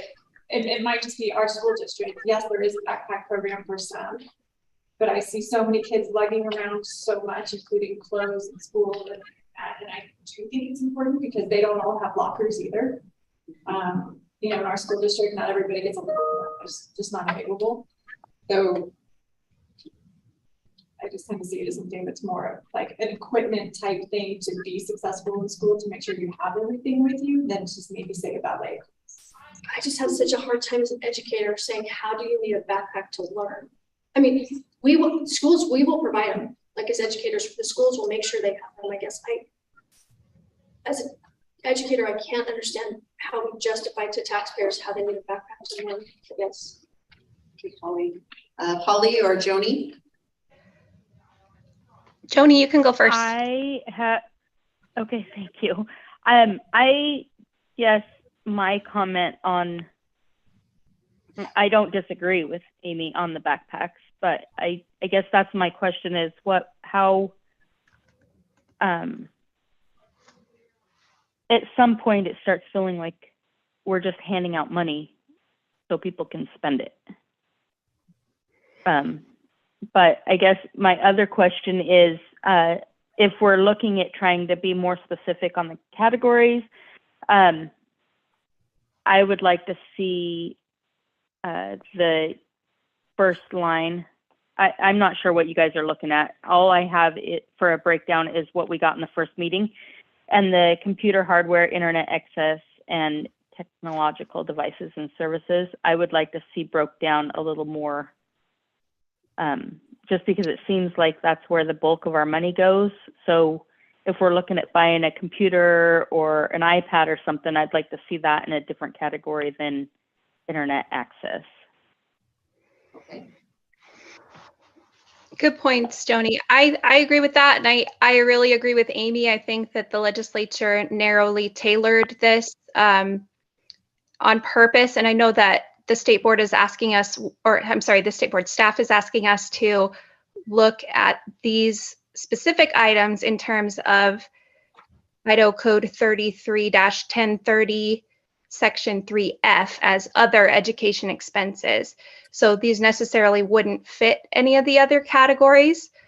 I'm with Amy in the fact that I just think that this is a can of worms that we don't want to get into. They're not necessary for educational instruction. And I think that the materials were defined in 3B, textbooks, curriculum, or other instructional materials.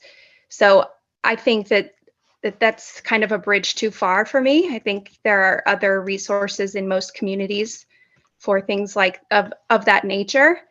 And I think that we probably, at least I would not vote to recommend those expenses. Laura? So yes, there are resources in communities. The resources I've seen in my community are going to flag you. They're like the cheap backpacks. They're going to break mid-year. They're not going to be ones that are for a true student that wants to be academic and look like a student. In a lot of ways, kids aren't using those free backpacks.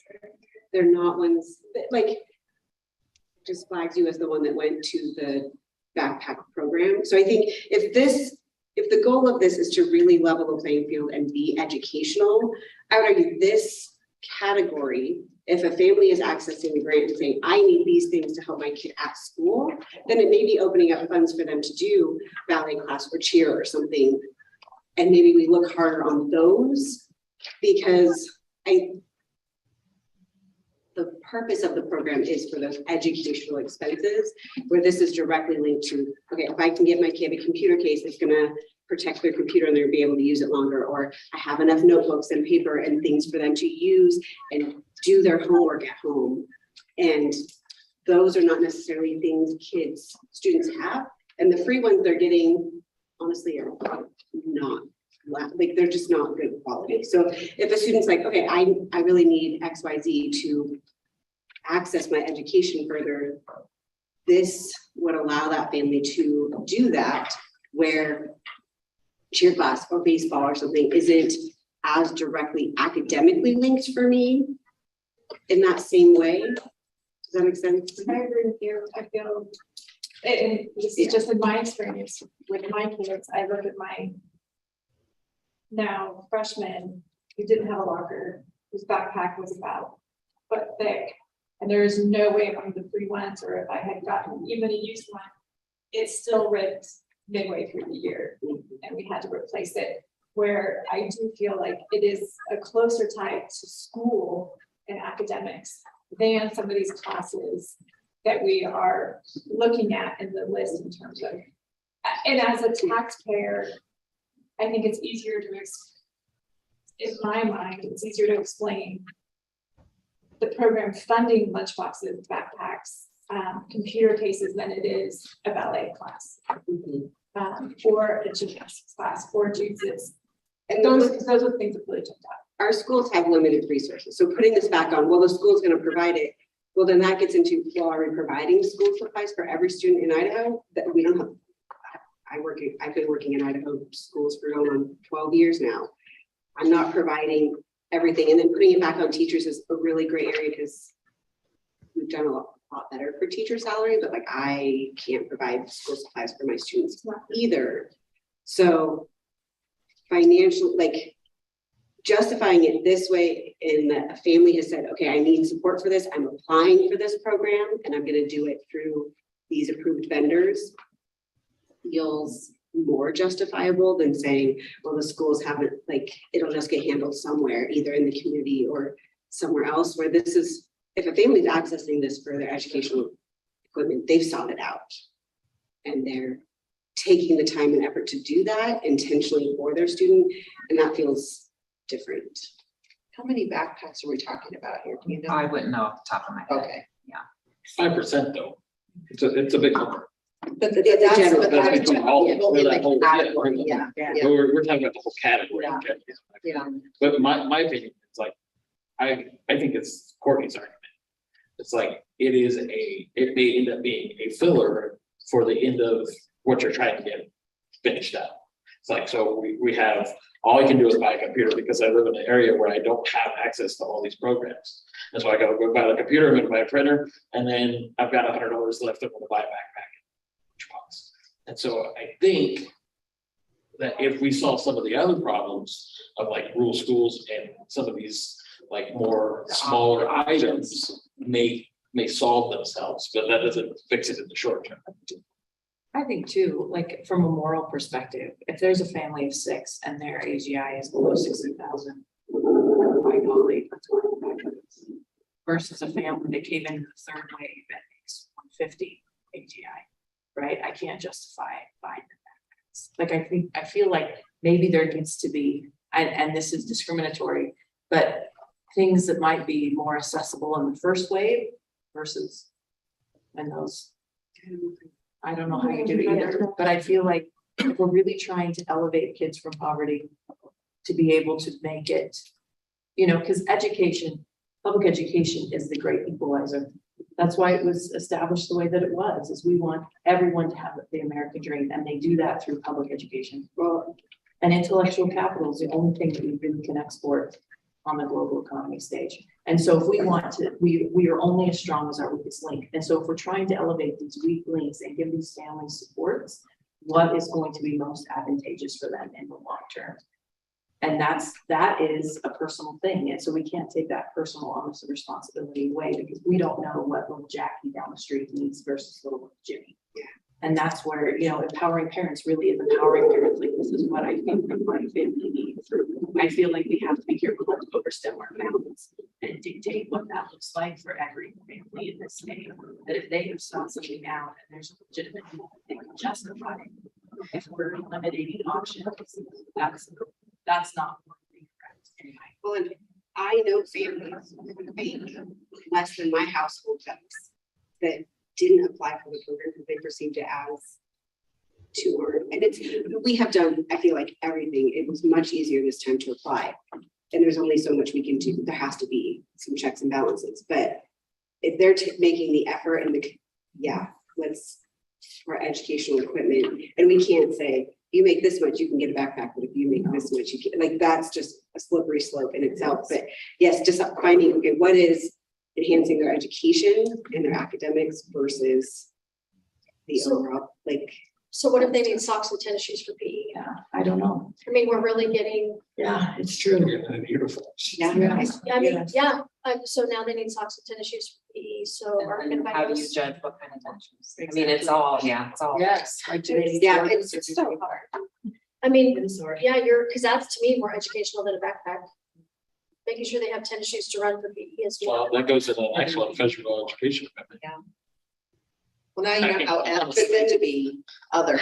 I mean, how do you, Because you can't predict everything in every circumstance and everywhere. And so, you know, I didn't write the legislation, but I think if we were at the table and we were having a conversation like this, when it was written, you're not able to say every purchase that we may, you know, would say, oh, absolutely, that's legitimate, but probably not here. And so this other becomes, it's important, but it also adds to the challenge.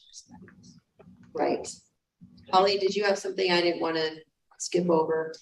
Oh, I appreciate that. I really think that's a point well made about that we want to offer these opportunities to low-income families. I think that's really a very good point. But I also think that we have to think of this from a practical standpoint from the vendor issue, and that's already pretty convoluted. So I think if we, to Mr. Sevy's point, if we expand the amount of vendors that are available, we'll probably have better luck with families being able to spend things in the areas that they want to and not resorting to backpacks. So I would just encourage us to try to think on a broader scale of opportunities and stick to the educational factor, even though my heart wants to say, yeah, let's let people buy backpacks. I think it's just kind of a more administrative nightmare. That's what it comes down to, I think. Matt? Just really quickly, we've, as you can see, this gray area is very thorny, and I think that's also what makes reimbursement so problematic. Is if we have vendors with clear parameters on what they can sell and what they can't sell, it makes it easier to administer. Solomon with the baby. Yeah. You know, what side? Would it be possible next month to have Representative Corman and Senator talk here? Maybe Sure. above us? Or at least- I actually invited Representative Horman, and she's going to try to come. If we can give her some time on the agenda, that would be great, because it'll be in her hometown in Idaho Falls. Weren't they the two? Yeah, sponsors. No, that'll be good. So, I mean, we're not where we're saying what we're gonna do, but it's been a great conversation, because the more we got into it, the more we can see the complexities of how we're trying to solve things that we may not be able to. And that takes us back to where Jen and Heather and Matt are, which is, what do we do? What do we do with these things over here? Because we've got F in the statute that is other. This is clearly other. Yeah, and so what do we do with that? And so we're gonna all have some homework on categories for next time, because I think taking what we discussed, and we'll I don't know about you, but I always think later too about it, other things come up. How do we want to provide the recommendations around the categories? If you know, Joni, her suggestion was we need a better breakdown, so that we, you know, that we can maybe specify some of these others, that internet is different than computer hardware. And I agree with that. You know, what does the panel, you know, think of how to do that, and how do we want to structure these to give that right kind of guidance to a contractor, so that when they're working with the vendors. Thoughts? One thing I want to do is I want to do a little bit of research. I would love to have data driven recommendations. So things that are been concretely linked to academic achievement. That if this has been linked to academic achievement, that is something that we should probably be providing. But if something hasn't been correlated to to impact academic achievement, maybe that's something that is good, but not necessarily essential or best.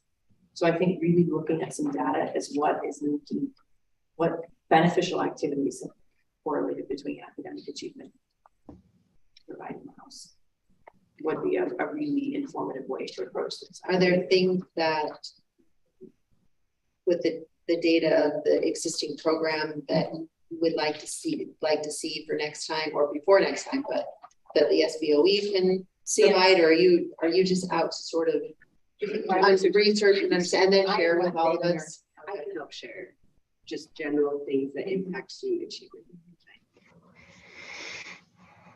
Yes, and you know, the program is too young to really be able to project the impact. But if we can look at, and we aren't the first school, because Odyssey contracts with what other state? Currently with Iowa, That's where I got Iowa. It wasn't just pulled from my head.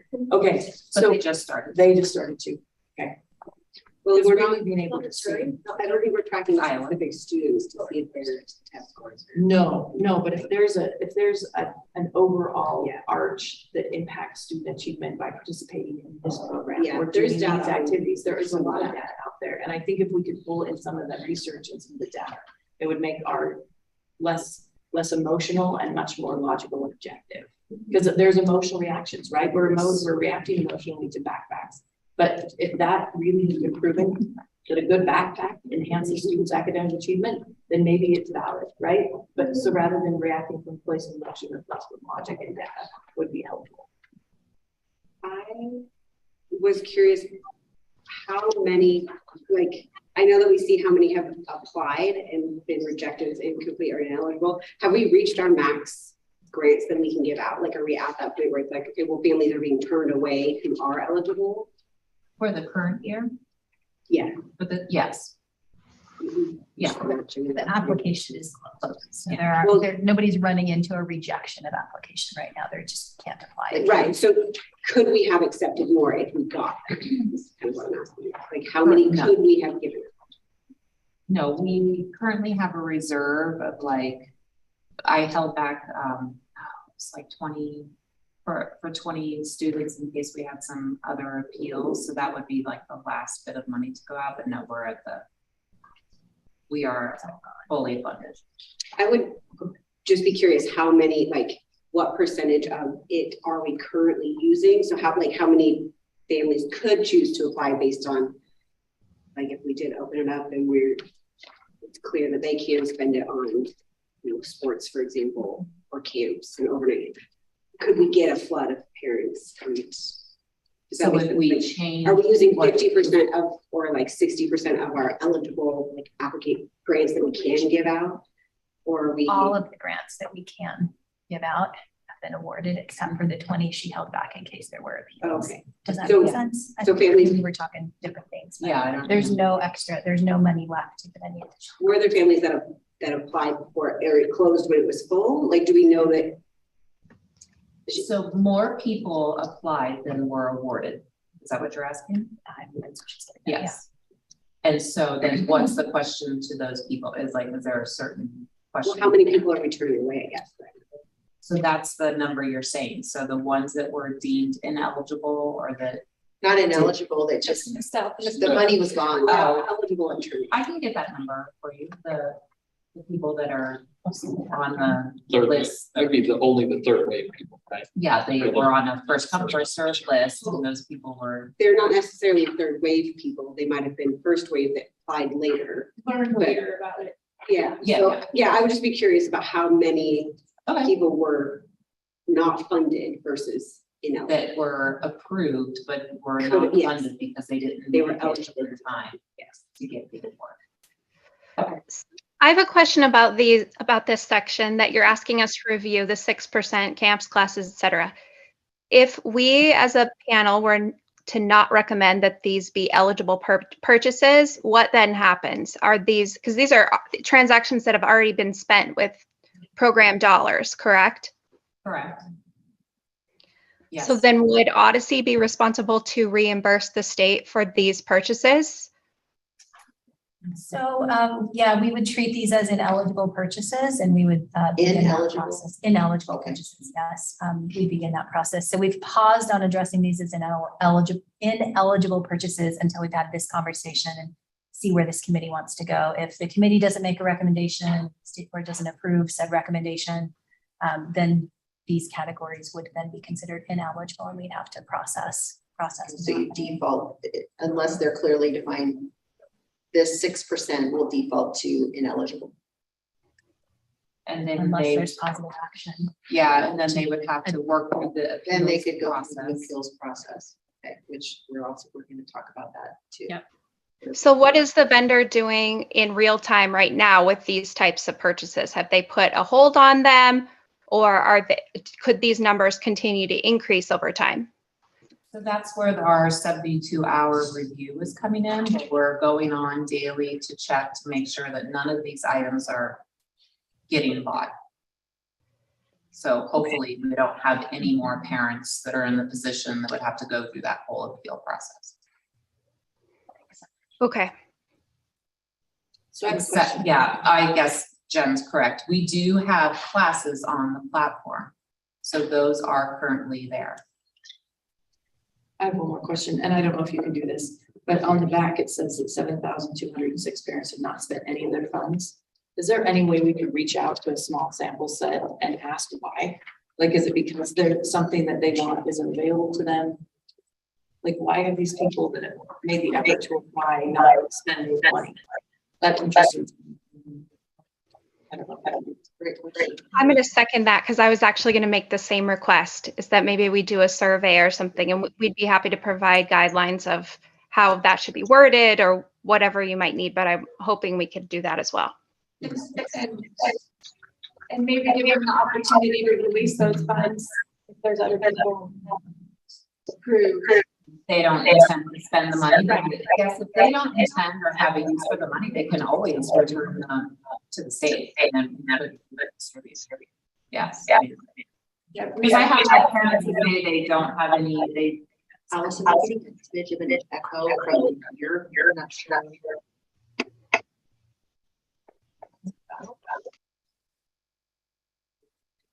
maybe it was. Okay. Yes, they always have the option to say, I don't intend to use the money, return it to us. So that kind of goes along with People that applied to the program and they were deemed not eligible to participate. So if we kept money back for them to appeal and provide any kind of reason that states they should have been in the pool to receive grants. So that it is separate from the appeal process because they purchased something that's not eligible. right. So how long do you plan to hold those 20 spots? We just were having conversations in the office about let's go ahead and release that. So it'd be 20 additional children that would get. So you're gonna open those up and accept 20 more children? So yes, and they would come off of that list. So when we got to the third wave, everyone was kind of put on the list and it was ranked by like their time stamp as when they were wholly approved. And so we'll just go back to that list and take the 20. So it's not like we're gonna open up the application again. That could also be a recommendation on, is there a timeline that if monies have been awarded but not spent within a certain amount of time, they go back in, but a reasonable. But that's by the statute, that's the 24 months. That's But maybe, a long time. So, sorry, just to jump on what Courtney had suggested, maybe consider a system of reaching out and saying, hey, we noticed you haven't been using it. Do you intend to use it? And if not, know that, release the funds and then go back to that list. And I know it's just putting the onus on you guys to add one more layer of administrative role. But I'm also thinking if there's 7,000 people who haven't used that money yet, but there's people who really can benefit from it. And somebody's like, well, I did it, but it looks like we don't need it. It'd be nice to recruit that opportunity for somebody else who might need it more. This Maybe is a a 6-month process. or something. I mean, I think it's a fair ask to get the names of those parents that haven't spent and maybe like do like a survey, like, and we could do that at the state board, we could do like a or something to just Great. Yeah, get a sense of like why, and maybe they're waiting for the fall and they had something coming up. I don't know, but we could at least kind of get that information for you guys if it would help clarify or something else. I think that's good information. This is a few minutes late, but it took me a minute to find this. So when the first time Empowering Parents came into play, I wanted to read the statement of purpose. And I think this goes to what Holly was saying. We can invite the legislators, but I like to read that part of the bill text to understand what it is that they were presenting when they put the bill forward. And so it's providing funding to parents to help meet their child's educational needs and to address any learning loss. And that the money would be available for public, non-public students to address learning loss and provide support for our most at-risk students by providing resources in addition to what is available during the school day. So I don't know, I feel like that helps add a layer to what we were talking about. Parents would be able to access and spend the grant funds on behalf of their child for approved educational expenses. And then the panel put together, but I think reading here outside of, or outside, what did it say? Not outside.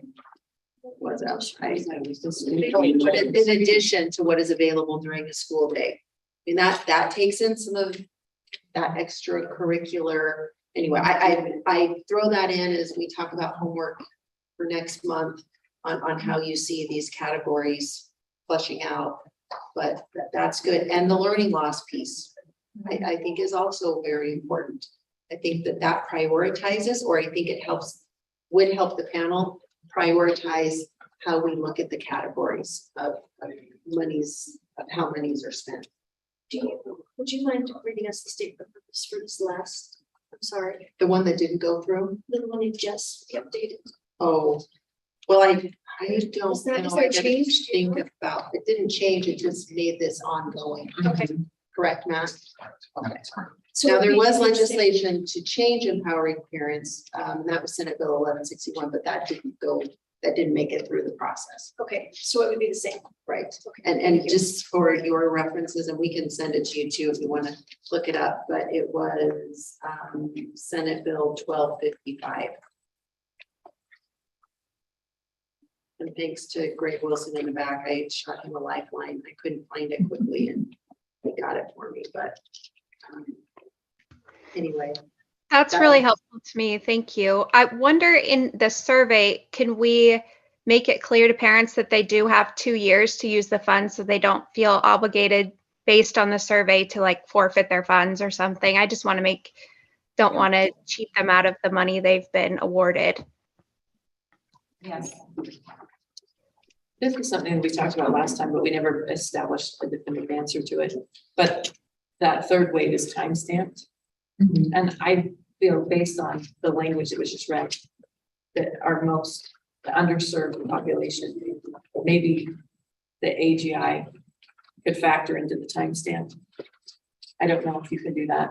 When you think of those last 20 kiddos that might receive some funding, maybe not just base it solely on a timestamp, but maybe look at their AGI and see, who could benefit most from it. I don't We know. could take that recommendation forward, but I think that would need to be a statutory change. I think the statute's pretty clear that it's first come, first served At the end. time, yeah. Okay. Well, and speaking of definitions, I know there are working definitions of at risk. That was called out in the legislation too, of prioritizing our at-risk students. And we can bring back some of those. There's very strong ones in the educational arenas on what at-risk means. Well, the statement of purpose, clearly talks about at risk. We're denying IEPs, foundation. So there's definitely some room to maneuver. Wonderful. Our difficulty with that, and we're gonna have to be really careful, is if the statement of purpose talks about public and non-public. And so you're gonna have public students that have 504s and IEPs, and you're gonna have non-public students that don't. And who is going to determine that? That's gonna be different. Yeah. So. Yeah, based on the statute right now, it does say that like in wave 3, that first come first serve, we could recommend that income wise. That be prioritized, and even if you're in a non-traditional, like or a public or a private institution, if they're special or a child with disabilities, they have that documented some other way. But homeschool students won't. So a child with disabilities is not linked to, so my children are children with disabilities and they access the YES program. And I have documentation outside of the school system with them. Homeschool students though, I'm trying to be, I'm watching my homeschool words very carefully because homeschool parents want us to protect them very carefully. So I'm trying to be sensitive to that. Because they are very, Well, we you guys know don't, what I'm talking about. we don't regulate homeschoolers, Right, and we're not right. looking to. Right, that's what I'm trying to And so, protect. making sure that we don't create a step that they can't, or I guess a requirement that they can't fulfill creates an unnecessary barrier for a segment of our state that we don't regulate anyway, right? Well, as long as we had an option. That's what I'm trying to say. A physician's no. or That's why something, you're in like, a position. No, You're so good. no. Some sort of documentation. It doesn't have to say- be through a school. And it's protecting taxpayer money. Of course, we want, just because it's a homeschooler, it might not have the same documentation. But there has to be some sort of documentation. In my opinion, if we're spending taxpayer money, just to verify that the claim is valid. I think Heather touched on some earlier, maybe it's an occupational Yes. therapist. Well, no, I'm saying. Yeah, right, right. Yeah. So I'm not saying like the same thing as an IEP, but I'm saying an occupational therapist. Like, if your doctor just said this child has Yes. system needs outside of the typical child, like, and can write, and it doesn't even have to be like a full diagnosis necessarily, but Right. something from some kind of. An indication that- Yes, just I want to make sure we're sensitive to that. Yes, and I think we're on the same page, just there's something, and it seems that Heather and staff has had a nice flexible way of accepting that kind of proof, the documentation. Right. So before we move on to item 5, just to kind of wrap up our discussion on categories, I've taken a bunch of notes. Let's have you all, and go back to this. We're not sure on what to do on that 6% of categories that are in that space of doesn't fit nicely somewhere. And so we're going to come back with some definitions, some working definitions on what defines educational. We'll ask the sponsors of the original bill to provide their background and what they intended. The intent is always good. And then how does this panel want to prioritize if the legislation was designed to accomplish something? How do we then prioritize the categories? How do we break them out so that it isn't, that puts a lot of pressure on Heather. We'll use her as an example, to decide this one's this one's that, and I'm not sure. And then the scrutiny that comes back to the person who decides, well, how come you picked that? And how come that one wasn't? Okay, what a terrible position to have to be in, whether it's someone that works at the Board of Ed office, or it's your contractor, or whoever that is. So let's get some clarity around that for next time. Sounds like Courtney's volunteering to be our team researcher. She's going to find us some things. We'll reach out to the families who have not accessed their money to understand why. Does that point to categories that are too broad or categories that aren't broad enough? We don't know. We'll get some information on that. What have I left out? I think for this particular one, I think the definition of at-risk. Oh, at-risk, thank you. That was garbage. We'll get that.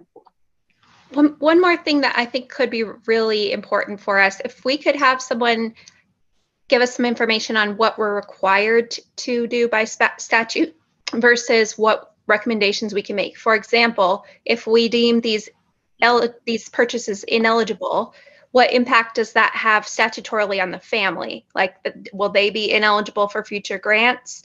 We need to know those sorts of things. What the implications are. Okay. That's good. correct. Okay, so as of right now, according to statute, once your purchase has been deemed ineligible, you're out of the program forever. Correct.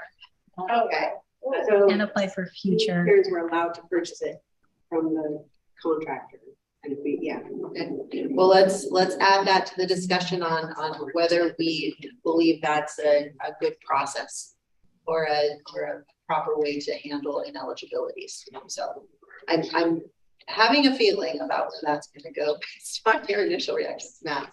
A couple of suggestions about the categories. So if you on the first page of the transaction report, I guess is what it is, where it lists out the dollar amounts that are for each category. You'll note in category C, there was 0. And so it says fees for national standardized assessments, advanced placement examinations, college admissions examinations, or industry recognized certifications. 2 of those, AP exams and industry recognized certification exams, you can already pay for with your advanced opportunities dollars. So I think if we're going to have the co-sponsors here, we could ask them why that's included. Maybe it should be changed, because if that's a specific category that there's already funding for, maybe we could. My initial thought on that, Matt, I thought through that as well. Okay. It's possible, knowing that 7th graders can now access advanced opportunities, that a student would have exhausted all of their available funds by the time they're a junior or a senior. If they're very motivated and very, it's possible, but I do think that it's a legitimate question. And also, advanced opportunities dollars may not be accessed, they cannot be accessed by functional students at all. And they cannot, there's a limited amount of money for private school students.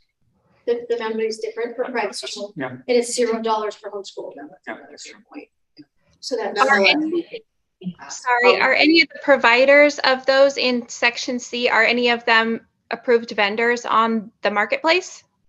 No, we had a request to approve, who does AP testing? It's College Board. Yeah, the one student reached out, I talked about it last time, because maybe they had run out of funds, I don't know.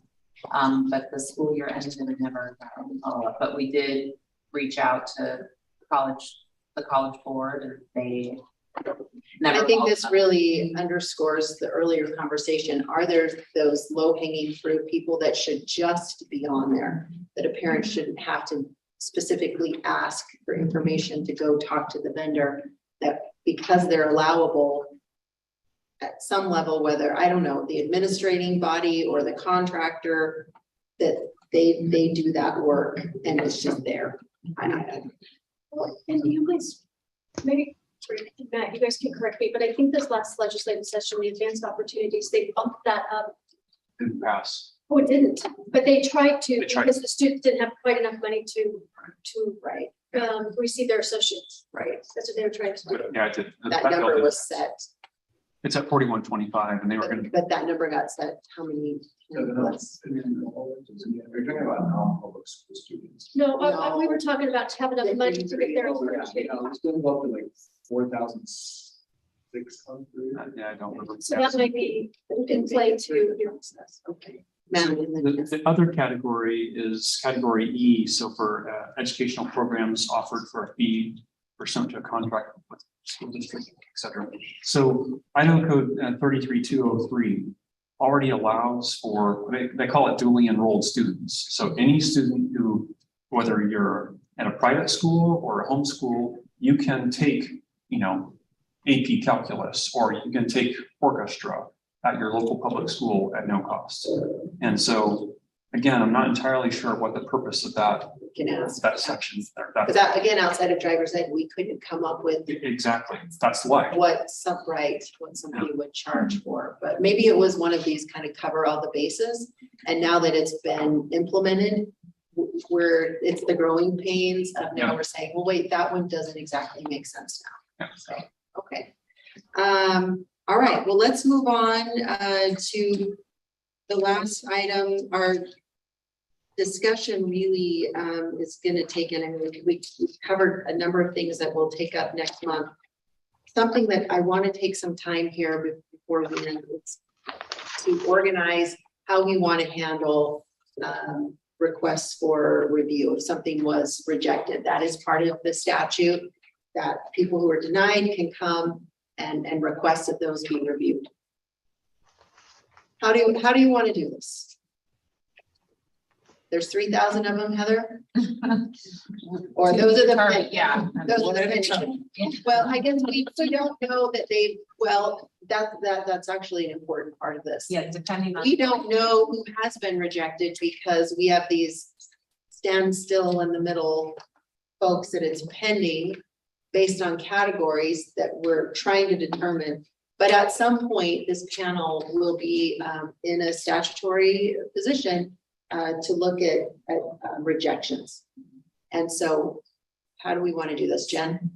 Can I just talk a little bit about, so I've had some of these conversations with Odyssey to kind of get a sense of how we can process all of this together. And we thought it would make a lot of sense for our team to do an initial review. So if a purchase isn't eligible, we would request the documentation. Heather would review the documentation, make a decision about whether we think that is eligible or ineligible, to kind of lessen that burden for you. Also, the documentation is already collected. And then if we determine that this is officially an ineligible purchase, we'd notify the parent. They could file their intent to appeal with you, and then you could get the documentation from Heather. So it could make that a little bit easier. I mean, it's still 3,000 potentially. Well, I think that we're going to want to wait until we've made recommendations to the board on the categories to know that. Thank you for describing a process that we will for sure want to have. And I guess the question is, how do we want to deal with those one by one? Do we do them every month? We take a look. Do we set a timeline and say from this period of time to this period of time, the panel will consider and decisions will be made by a certain date and just collect them all, then decide. I'm just throwing things out. I don't know what the best way is. And so that's why you guys are making the big bucks. I'm just brainstorming out loud. Can they be broken into groups? Like, are there different categories of types? Yeah, like once we get to the final definitions that you guys determine are The reason- everybody eligible, we can provide you the data in whatever way is going to be easiest for you, I would imagine. I mean, The reason why I was asking is I wondered if we couldn't break up into smaller groups, into pairs maybe, and meet, or we all need to be together, but I thought maybe we could break it up. And maybe Well, 2 or 3 of us. Have in like chunks. have a subcommittee or. Yes. And I don't- tackle, so we don't have to tackle. I think ultimately they all have to come to the Right. way I'm not an attorney, Matt, you are, but the way I'm interpreting the statute is that it comes to the panel. Right. So it would be all 7 members, is that? Yeah, but I think what Amy's suggesting is that you could review them, like you break up the pairs, review them, I see. and then bring recommendations to the full Gotcha, panel gotcha. for a vote. Okay. Yes, Okay, it would be much faster. So like Yeah. Courtney and I, or even if there are 2 or 3 of us, however, Yeah. whatever we decide, gotcha. we would review our 600, 700, whatever it might be, and then bring it to the full panel with our recommendations. Again, I this don't is, know, it's just an this is idea. 100% to be created by you. And so, and I would expect some refinement even when we think we know what we're doing. Then we say, oh, we might want to fix that. So yeah, anything's on the table. Other than paying someone else to do it for you, but anything's on the table. Other thoughts? Could you maybe, do you see that of those 3,000, that there is a way to summarize them? Say like, well, 40 were for this backpack, 40 were for, whatever it happens to be. So you could almost evaluate, Categories. evaluate And I think that's kind of how we approach the asking the committee to think about categories in general. Is just, let's try and lump these together. I think we can, we just have to wait until we see Who comes what's gonna forward get with the appeal, right? recommended, who wants to come forward. Some parents may choose not to appeal. And then I also think it's important to think about, there's a bit of a volume that we need to clear out a backlog, but we hope that we believe that we have enough structure in place that this is going to be a much lower volume going forward. Just a few at a time, probably, right? Whereas there's a big chunk to handle at first. So there might be a couple of different ways to think about. Yeah, it seems like at some point, again, there is a couple of years worth of stuff too, for you guys to get through and that. But to almost have like a monthly staff report of, hey, we've received this many appeals, this and this. Everyone kind of gets a little staff report beforehand to consider it, and then do the work and then have. It's just the backlog that's going to be a big deal. Conference call. The first round will be. The first one will be painful. The 3,000 are the 1% ineligible listed here. There's potentially the whole 6,000. I don't know if I'm comfortable putting a number. Or, well, okay, so there's the We 1%. don't know. Yeah, so there's What's 1% gonna- of If you don't want to scare us. 3,000. No. Yeah, so there's this amount that listed But here. that's a fair point, because Yeah. we don't know until we filter through. Yeah. So there's this, Yeah, we don't know how many parents are gonna come forward and choose. right, so there's the ineligible ones that are listed here, that's about like 1%. Then there's the 6%. Is it possible for, like, we're not making a decision on that today, but should we find that some of these would be ineligible and not covered? Is it possible for us to be like, okay, these were purchased under this understanding and like grandfather them in and make recommendations for going forward? Because Absolutely. these were ones that were interpreted by Odyssey under the current guidance that we gave them. And that's, I mean, 6,000, there's not a number here, but if 1% is 83,000. There's a little, yeah, like a general. And that is a lot. fair point, that we came onto the scene after, to establish business rules that weren't in existence. Especially with the consequence being. You're forever Forever. denied. And they're doing what they thought they could do based on the information provided and the opportunity provided by the contractor. The other piece of the approval process is what do you want on the parent side? So we go back and we say, hey, we believe there's 300 that we just can't accept, completely outside. And then they're contacted, hey, these purchases are ineligible, then what? How does a parent then appeal? What does that look like? Is it an email? Is it an application? Do they show up? We also need to consider, and we're not going to decide that today, but we do need to decide that for next month, have something built on what does the parent process look like? And then how does it work for the panel to get the information? And then once the panel has the information, how do you all go about making those decisions?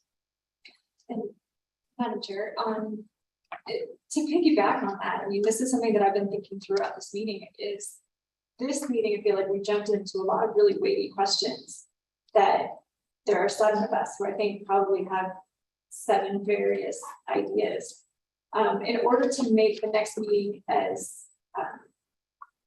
successful as possible, is there a way that we can all kind of, and I want to make sure in terms of the meeting laws, Have a work session?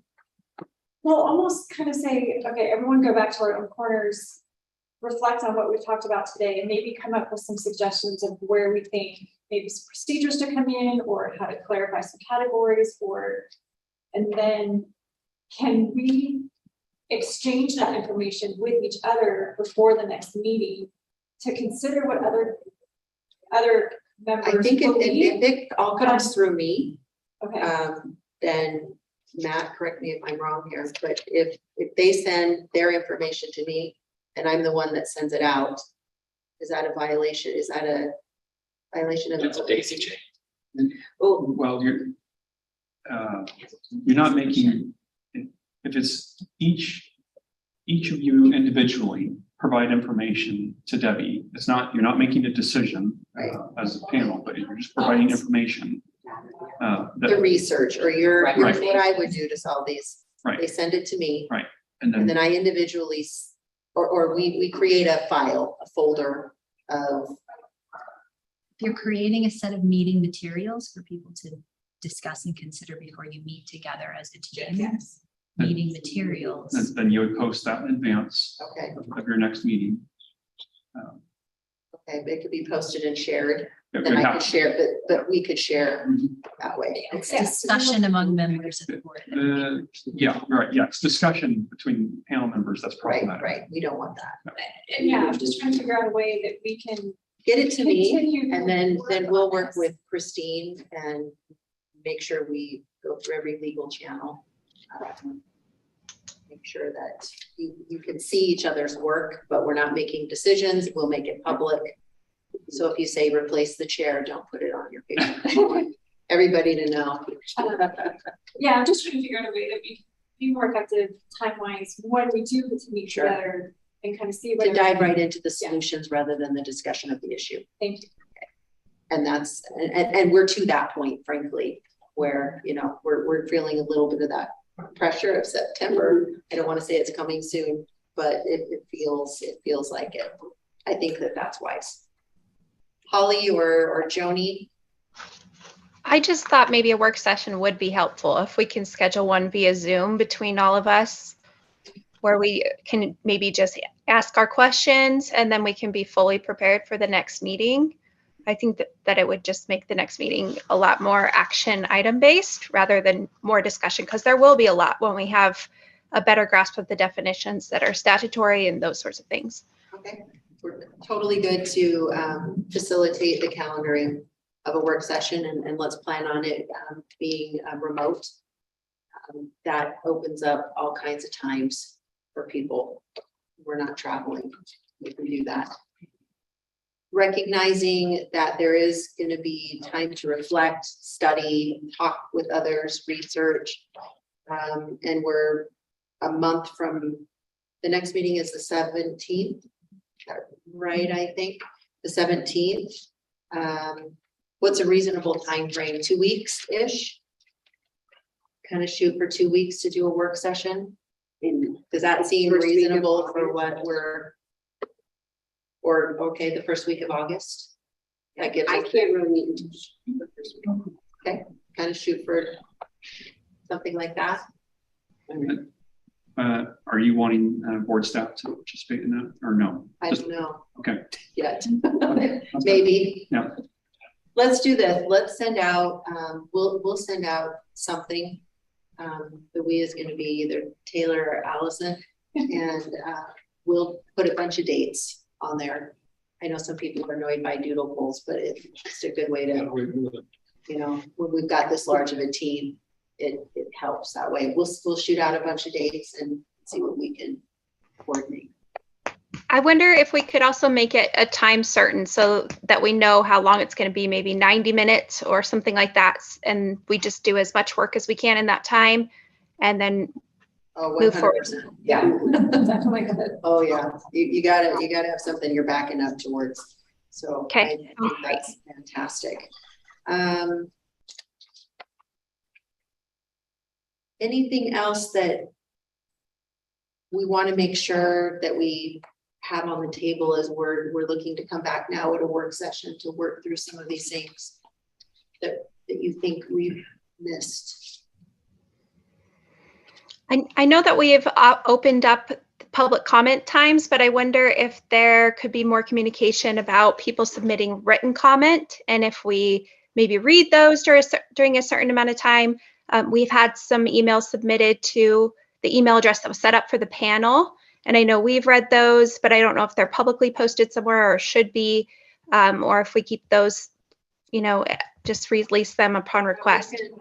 I don't know the answer to that, but let's talk, we can talk about that and see what makes sense.